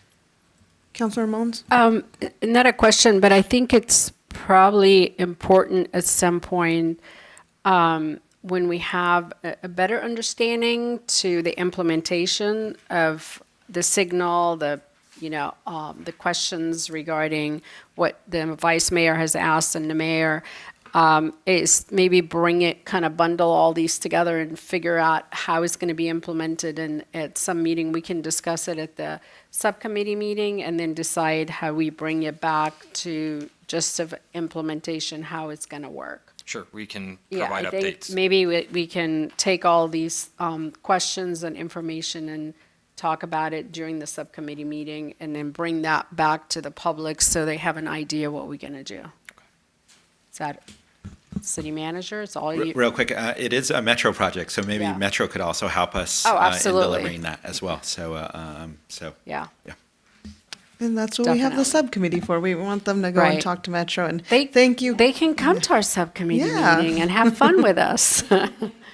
Yes, no, thank you. And thank you, the vice mayor, and also the mayor at the time when you guys, put the power in our hands to go out and talk with staff and come up with ideas. And our work hasn't finished yet. We're going to come back hopefully with some more updates. And but I think this is, like I said, the best of both worlds that we can bring together to the community and to council for consideration. Thank you for assigning more homework for yourselves. And all that to say, as we wrap up, and it seems like council's reached some consensus that I'm hearing from my colleagues here. As we wrap up, the one thing I do want to say to the community, because I know a lot of folks came in, called in, emailed a lot of emails. for folks in the public, please let your friends, let everybody who's interested know. This is an ongoing discussion. As you can see, these folks along the two members of our subcommittee, our city staff, and Metro are being very thoughtful about this project. Because the reality is, I think all of us can agree, we'd like to see a successful project that truly benefits the community in all aspects, having the right, safe, accessible, clean, and user-friendly bus stops to a speedy and true BRT that's worth taking. And while we're working on that, I think we need to give these folks a chance to get through these steps in the process. And so I'd appreciate when these meetings come up, if you could let folks know what we'll actually be discussing, because we do want to hear from our community. I'm really grateful, and I think he's left by now, but I'm grateful to the gentleman who, I don't know him, I think Graham was his name, but he came with the question about the lifted curbs and about signals. Those are the kind of nitty-gritty things we would love to hear from you all, and that the subcommittee folks would love to hear from you all as we talk about each portion. I know folks want to talk about dedicated versus non-dedicated lanes, that time will come, but as we go through each piece of this project, it's helpful for us to hear specific aspects of this project as they affect you as a rider, you as a resident, you as a business owner. So I appreciate the community coming forward with those specifics. And we are all here and welcome if you'd like to have a conversation outside of City Council about the BRT as a whole. I think each one of us, I don't know, speak for everybody, but it looks from the nods that each one of us is amenable to having a conversation with each of you about the project as a whole. And then I'll let Vice Mayor Takahashi share some comments, and then we'll move on to the vote. Yeah, thank you. I just wanted to do some final comments about my impression of this process. So, you know, now you all know that I am, if you didn't already know, that I'm a bus rider, and I'm also drive a car, I'm also a pedestrian, I'm also a bike rider. I'm really, really impressed with how we got here. We worked with staff, we worked with each other, we were staff, Metro, the community, we all worked together to achieve this. You know, I think we both went in, the two of us both went in with our like preferences of what we really wanted. And as we worked through this conversation and we both advocated for the things that in our experience we thought were important, they kind of got slowly ironed out. I'm personally really excited about the stations. They, one of the biggest challenges with successful BRTs in the world, that BRTs that are made, is having too many people at the BRT stations. If you look at post-analysis of BRTs around the world and how they've worked out, the biggest complaint that you get after BRTs have been installed is how many people are mulling about waiting for the BRT to get there. So having this station in one of our busiest station in the whole system, in a whole city, to have a robust station available for people to wait is really showing that we understand that the future of the BRT is going to happen in this particular way, and that we need space where the people are going to be waiting for the bus. And with the other buses there too, so important. I'm also really happy that the concerns of everybody were taken into account during this process. And it was, you know, whether you ride the bus or you drive or you walk downtown or you're, you know, a business or whatever, everybody was taken into consideration. And we really, I think, approached it from an experience level. So it was theoretical and it was policy, but it was like, what will the experience be like for the person in a car? What will the experience be like for a person on the bus? What will the experience be like for somebody who's walking behind the busy station? What's the experience for the folks who are going to try to cross the street the other way? And that was a really helpful, and to your point about bringing up details about what your experience is really helpful. And I think that this approach really shows that we have a good model for how we can continue to move forward with all the other pieces. And I'm really confident that we'll be able to get through each section bit by bit, piece by piece in this way. And that this section is the most important section in my mind because of it being so populated. It's so populated, it's so intersectional around different modes of travel, and it's right in the heart of our downtown where most of our economic results are going to be from the BRT. So it's also linked into the Metrolink eventually. And so the fact that we can do this with the most important section of the BRT, in my opinion, is also very, I'm very optimistic about the rest of it. So as a bus rider, I'm excited. I cannot wait to use this station. So I want it to get built tomorrow. And I'm really glad, thank you for Councilmember Mullins for hashing it out with me. Thank you to staff for all the effort that you put in listening to us when that one more addition and one more idea and one more thought, you went ahead and helped us work through it. So I have an agenda item for later in the meeting for next steps, but for this section, I am super happy with it and I support the config. Thank you, Vice Mayor Takahashi. And I will just say that sounds like the beginning of a motion to me. Would you like to make a motion? Let's see, I'll do the formal motion here. I'd like to make a motion to approve the configuration change to the North Hollywood to Pasadena Bus Rapid Transit Corridor project in downtown Burbank on Olive Avenue between First Street and Glen Oaks and Boulevard as presented by our CDD. Second. Right, we have a motion and a second. Let's take a vote. Councilmember Anthony noting his recusal. Councilmember Mullins. Yes. Councilmember Rosati. Yes. Vice Mayor Takahashi. Yes. And Mayor Perez. Yes. Thank you. Thank you, everybody, for being here. Stay tuned. We're looking forward to the next steps. To our residents, we're looking forward to hearing from you. To the carpenters, we're looking forward to starting jobs for you. Thank you, everybody. All right.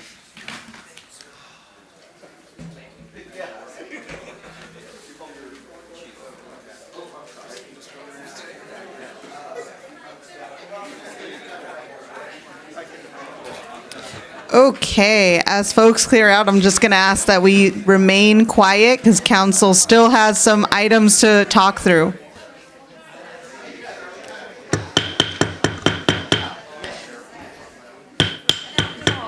If we can keep quiet, we still have a couple things to discuss on council, not as exciting. Looking at the folks having a conversation in the back, Eddie Poland, looking at you, having a conversation in the back, please.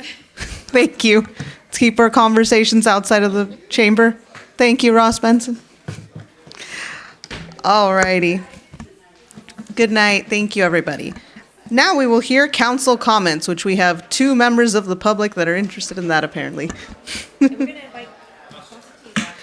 So, Councilmember Anthony has left for the night. Yeah, he did share that he had nothing to report out on, so he has left for tonight. He had an early night.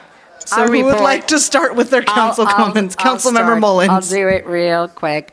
April 9th, I participated in a panel discussion for Providence St. Joseph Medical Center for the nursing credential program, and basically we gave our input to how great St. Joseph is and how supportive we are having the hospital here in our community. So it was really good.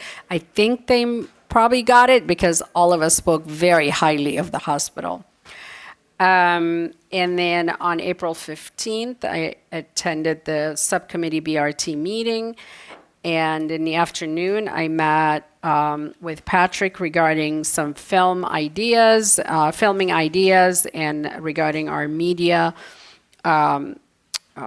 committee, that upcoming discussion that we had with the chamber. So had some good ideas and good dialogue with him.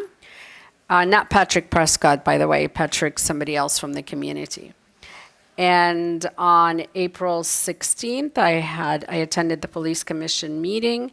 The same evening, I was interviewed by 2 Providence High School students who had about 40 questions, 20 each student, and this was 7:30 in the evening. Really interesting questions, and I appreciated their thoughtfulness and wanted to learn about the city and the issues that we're facing currently that we're talking about. On April 19th, I attended with the mayor the Burbank ANCA annual Armenian Genocide event here at City Hall. And that is it for me to report. Thank you, Councilmember Mullins. Who would like to go next? Councilmember Rosati. Real quick, I also was at the panel for Providence St. Joseph. On Monday the 14th, I was at the Planning Commission meeting. Tuesday the 15th, at the Fire Department intro meeting, which was very interesting. And then Wednesday the 16th, I was also at the Police Commission meeting. Thank you, Councilmember Rosati. Vice Mayor Takahashi. All right. I didn't realize how busy the past 2 weeks have been for me, but apparently so. All right, so the 9th, I attended the San Fernando Valley COG ad hoc committee on the preparing for the Olympic Games for the Valley. And then later that afternoon or evening, I attended with the mayor the RISE program's civic engagement session where the mayor and the city clerk, Kim Clark, also gave a presentation, and I gave a very short hello to my RISE folks. And then on the 10th, I attended the Burbank Cultural Arts Commission in the morning, and later in the day, I remember what this is, I don't remember. The 12th, on 10 o'clock, I attended the Armenian Transgenerational Effects and Healing event, and heard some speakers on healing generational trauma. And then also later that afternoon, I attended the Burbank Community Band performance, which is always amazing, and I'm still waiting for the mayor to be one of the performers in that band. One day, I thought about you. The French horn doesn't fit over my belly right now. Oh, well, maybe they'll give you a little table or something. And then on the 13th, I attended one of our many Eagle Scout awards that have been going on recently. I feel like we've had like 7 or 8. There's so many Eagle Scouts this year. That was awesome, as always. On the 14th, I met with a representative from the Directors Guild of America about their thoughts about the entertainment industry right now. Then on the 15th, I met with a representative from Warner Brothers about their thoughts on the entertainment industry. And then later that morning, I attended the BWP apprenticeship graduation ceremony at the BWP campus, and that was fun to appreciate all of our folks who help us keep the power on and who are training to do that or graduated. And then later in that day, I attended the National League of Cities Human Development Advocacy Committee meeting. And then later that day, the BRT subcommittee meeting. That was a busy day for me. I didn't realize how busy that was. And then lastly, on the 16th, along with Assemblymember Schultz and Constantine, or Councilmember Anthony, and a couple other folks, I attended Providence High School's Day of Impact panel where 80 or so juniors asked us a bunch of questions about our role as elected officials. And the first question I got was about my knitting and crocheting, which was a surprise. I'm like, I came out of nowhere. They did a little research behind, I guess, my past. I'm like, okay, you knit and crochet. Yeah. They asked me other questions too, but I was a little thrown off guard. But what I told them is that it means that I'm a real person, just like everybody else. We all have our things that we do besides this. So anyway, that was a fun event. Thank you, Vice Mayor Takahashi. All right, my turn. On Wednesday, April 9th, I attended the RISE Civic Engagement Mock City Council meeting with our city clerk and our vice mayor. They had some tough questions too. They had a lot of interest in what's happening in our community, which is great. Like, that's exactly what we want to teach folks, to ask the hard-hitting questions. And I really appreciate their engagement. Thank you, Vice Mayor, for being there and sharing your experience as well. That same night, I walked right down 2 doors to Burbank Council PTA's 75th Annual Honorary Service Awards. Had the opportunity to present the honorees with awards, our lovely new certificates to the honorees. Thank you to the PTA folks for everything you do. You truly make our schools run, so thank you for everything.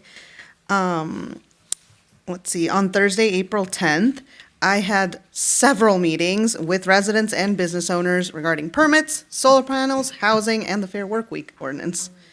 And then on Monday, April 14th, I had a Burbank campus tour of the International School of Los Angeles, Lycée International, the Lila School. So that is our French international school that is here in the city of Burbank. And with that, I have officially gone to every single school in the city of Burbank. Yeah.